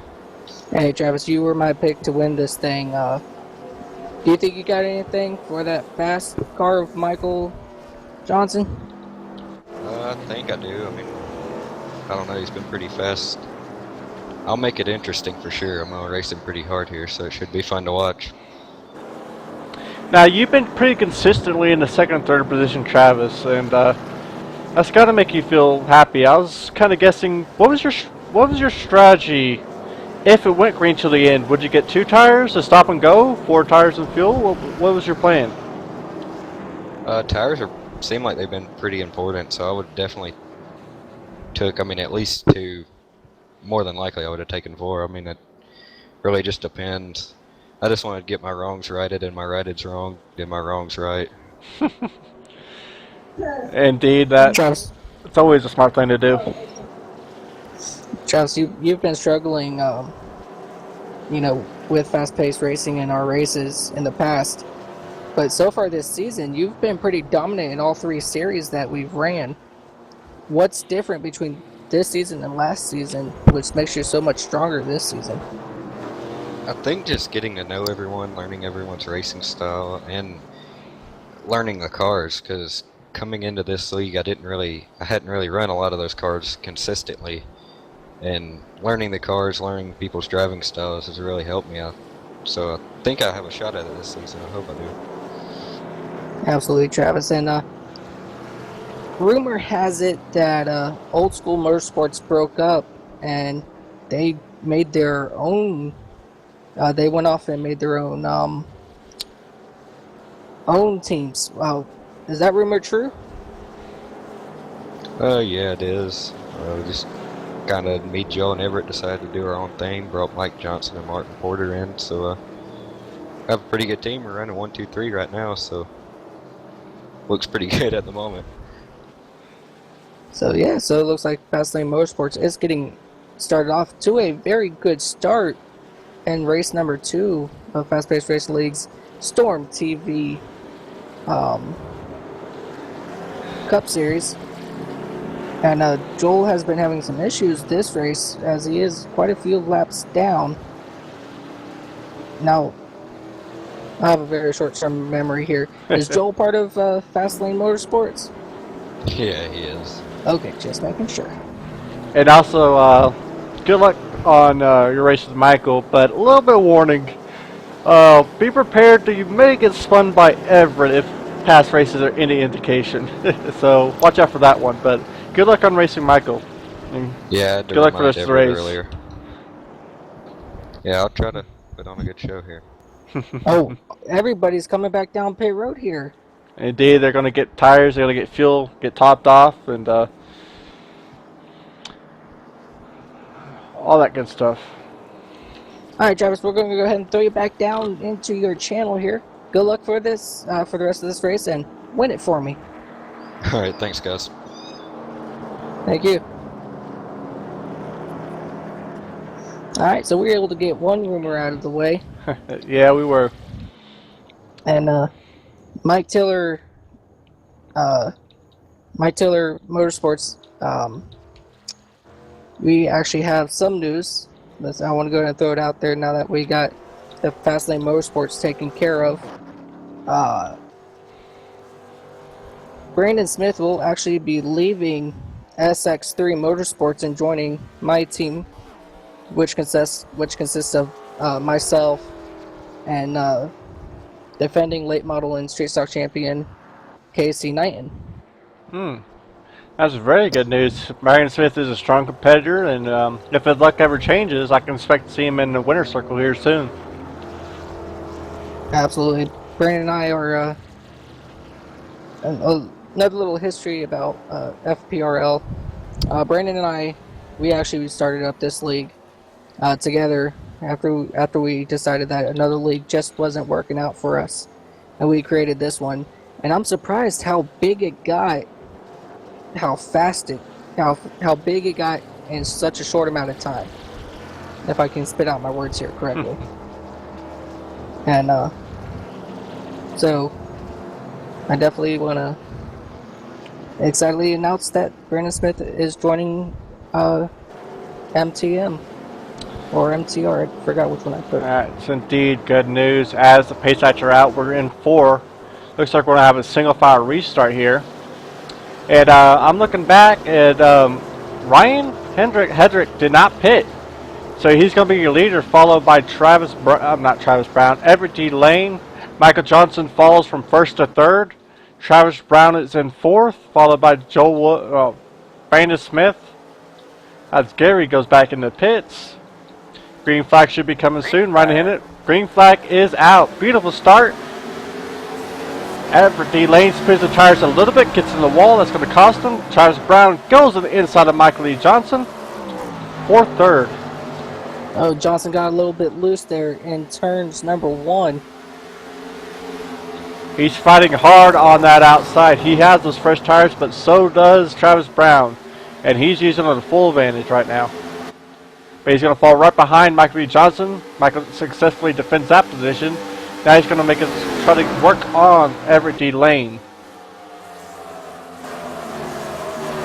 I'm very excited to see the outcome of this race as we're coming to just about 12 or 13 laps to go. And one quick note is Ryan Hedrick, when he was out in lead, when he had fresh air, he was a really strong car. He was the dominant car when Michael Lee Johnson had his connection problems. As you see Michael Lee Johnson working on Everett D Lane for second as he moves up and successfully claims that second place. And now he's going to try to make his move on Michael as Travis Brown claims third place from Everett D Lane. So Everett lost 2 positions at that corner. I just want to make a quick note, Gary Konzelman has brought his car to the garage. And he has left this race. Tough break for him. He is running solid, but it looks like he's going to get a 6th or 7th place finish right here. Yeah, Gary Konzelman has also been having a lot of trouble since joining this league, like Travis has in the past. So hopefully here in the near future, Gary can figure out his cars and get to some true competition. Indeed, learn the car is the first thing of racing, and if you can't control your car, it's only going to go downhill for you. You gotta learn how to control your car, and all that. And the only thing to fix that is practice, practice, practice. As Michael Lee Johnson has caught to the bumper of Ryan Hedrick in the 5, and Ryan Hedrick moves up a little bit. Michael Lee Johnson is going to shut on the inside for the lead. Looks like he successfully takes it. New leader Michael Lee Johnson, your dominant car of the race. Michael Johnson must have some special tires on his Chevrolet as he's been able to work his way cleanly through the field. Not once, not twice, but 3 times. Indeed he has. As I'm looking at the driver, he is pulling away, and he's pulling away fast. I think he's got a pair of super softs on those cars because that thing is gone. Absolutely. Now go ahead. One more thing I want to touch up here about Gary. You know, Gary's been a big part of FPRL. You know, he's definitely gave us a couple donations to keep this league alive. So I definitely want to give a big thanks to Gary Konzelman out there for everything that he does for the league. Indeed, that's a good man right there, helping the league stay alive, and that's a sign of a good man right there. That's a keeper, definitely. Absolutely. And he's as another one that I'm not going to let leave the league that quickly. No early retirement for Daryl or Gary. No. As I'm watching the lead, as Michael has successfully pulled a second lead over Ryan, but looking back, as Travis Brown has cut Ryan's lead in half. It's just over half a second and closing in. As Ryan is just missing his marks, and he's paying dearly. As you see right there, Travis gets a huge run, and it looks like he's going to successfully take second position. Now the question is, can Travis catch Michael? That is the biggest question to everybody. With 10 laps to go, or excuse me, 9 laps to go, does he have enough time to make up that second? Sitting about 2 seconds back behind Michael Lee Johnson's definitely going to be real close if he can even catch him. Indeed, that 2.2 second is growing still. I think we need to check Michael's engine and tires after the race. I think he has a little bit NOS, and I think he has a pair of super sauce. He just might, unless if his crew chief put on some special tires. It's looking like it, or else he's got this track figured out. I know his first official win came on this track. It was in the Truck Series, if I remember right. So, this track holds a special interest for Michael as his first official win in iRacing. So, that's always special if you can, your first official race here, first official win, excuse me, and come back to it and dominate the entire race and have a chance to win again on that track. It's always a special feeling as a driver. Oh, absolutely. My first win on iRacing was actually back in the Legend Series at South Austin. And then I made my way up to the late models. I first win at Thompson Speedway. And when I got to the trucks, I actually got my first win at Daytona, which is very bittersweet as Daytona is my NASCAR home track, actually. I still remember my first win as Ryan Hedrick is slowly going backwards fast as Everett D Lane is now getting a piece of him. But my first win was at Charlotte, so that's always going to be my favorite track here on iRacing. My first win, it was my 5th or 6th race here on iRacing.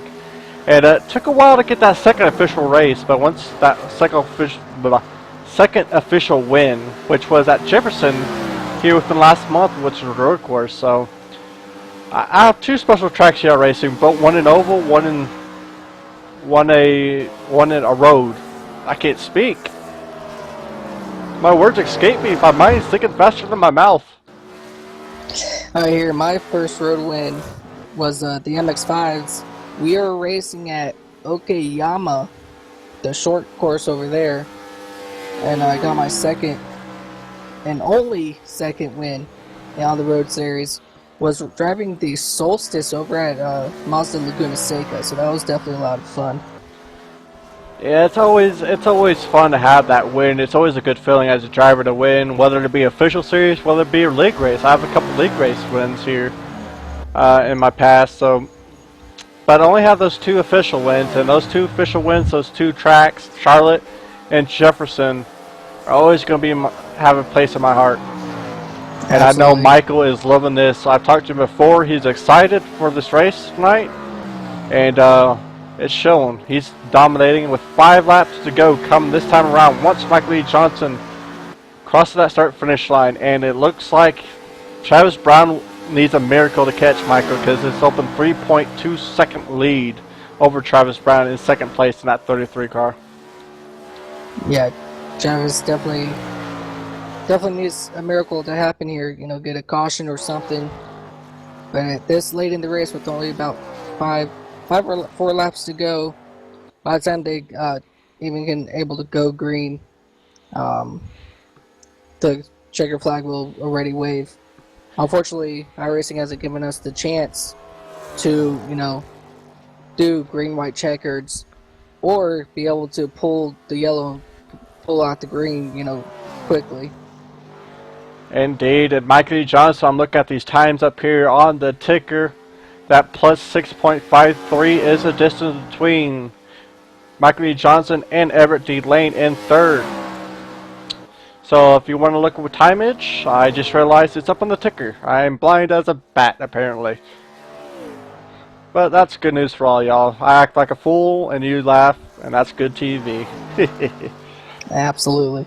So 4 laps to go. It looks like it's going to be a runaway show of Michael A. Johnson. And he deserves this win more than any car in this field. It's just from what he showed today, as we said before.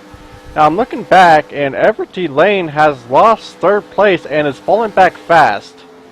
I do not know what happened, but he is awfully slow. I don't know if he's hit the wall, I don't know if it was contact, but he's falling back fast.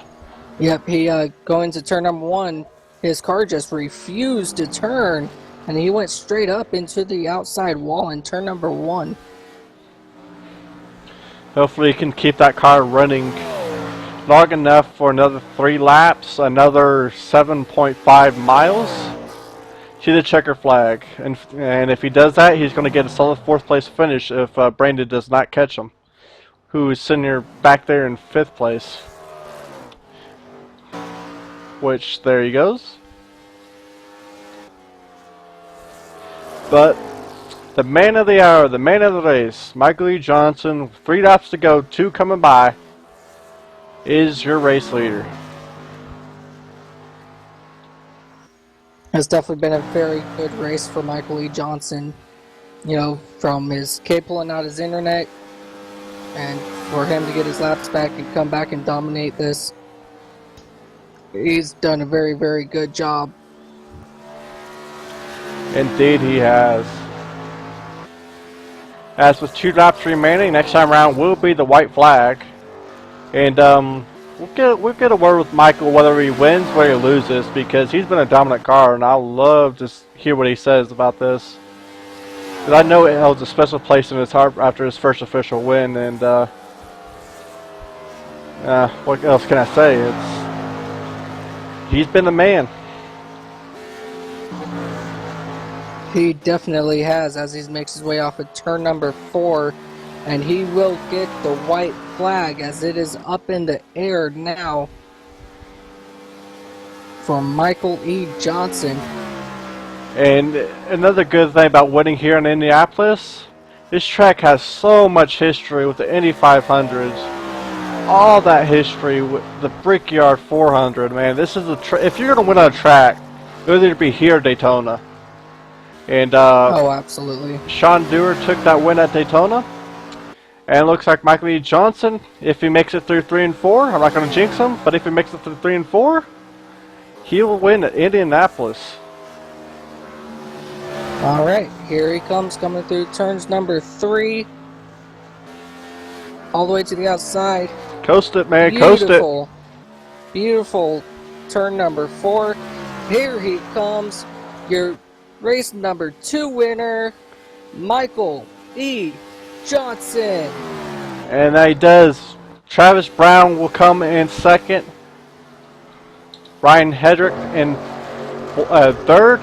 And looks like Everett D Lane will be your 4th place finisher.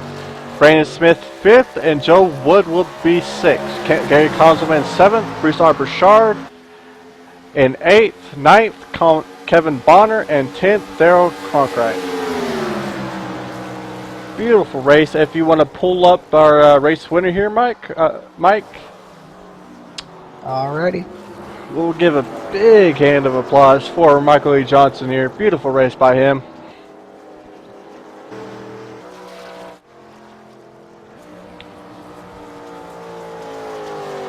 Alright, Mike Johnson.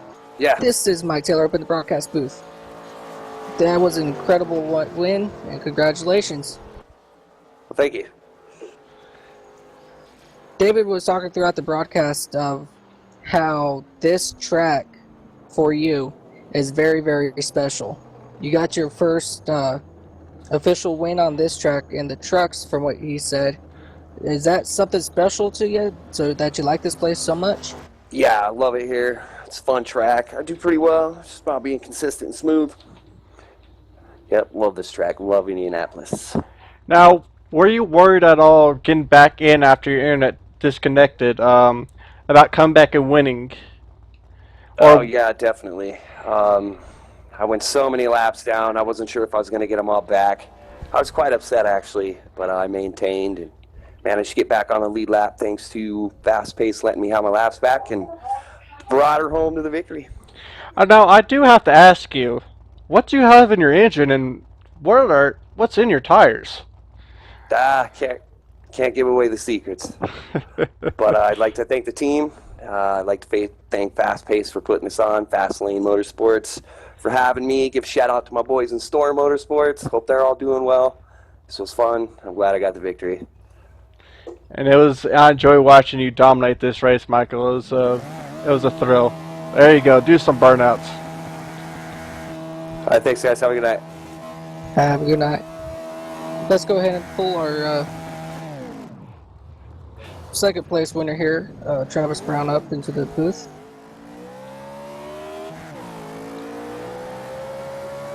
Mr. Brown, are you there, sir? Yeah, I got you. Congratulations on bringing home second. On the last restart, everybody went down pit road, and you fell back all the way to third, I believe it was. Did you have were you doing everything in your power to try to catch Michael there? Yeah, I was watching that restart, and I think what cost me somewhat of a shot was clipping the grass. Tried pushing it too hard, cut it too low, and then that was basically my race. Now, we talked to you a little bit before, and just before you went down that last time pit road, and you seem in a strong car. I was expecting you to keep up with him, but it looks like racing hard with Everett may have cost you a little bit of tire. Not really. It was just I was so loose on restarts. He would get such a big gap, and then battling did slow me down. But once I got by him, I'd already lost so much ground. Even if I had good tires, I think he still would have gotten me. Man, you put on a good race. You got a solid second place finish here at Fast Pace. So, congratulations on that second place. Yeah, I want to thank Bart Competition Karting and Pad.org. Stay alive, don't text and drive. Thanks StormTV and Fast Pace Racing. Good Amen message to there. that. Amen to that. Yeah, definitely. Don't drink and drive. Drive responsibly. Drink responsibly. And if you're going to drink, definitely give somebody a call to be your designated driver. Indeed. Well, that's going to be all for tonight. I'm David Wenk. We have Mike Taylor as my co-broadcaster. Here on Storm TV, we'll see you next week at Chicagoland. Am I right, Mike? That's correct. Chicagoland Speedway. And I'll be here starting the stream around 6:30. We're going to have Cody along with me next week, so look forward to that. I'll see you guys. Well, 6:30 my time. Ah, okay. We'll see you next time.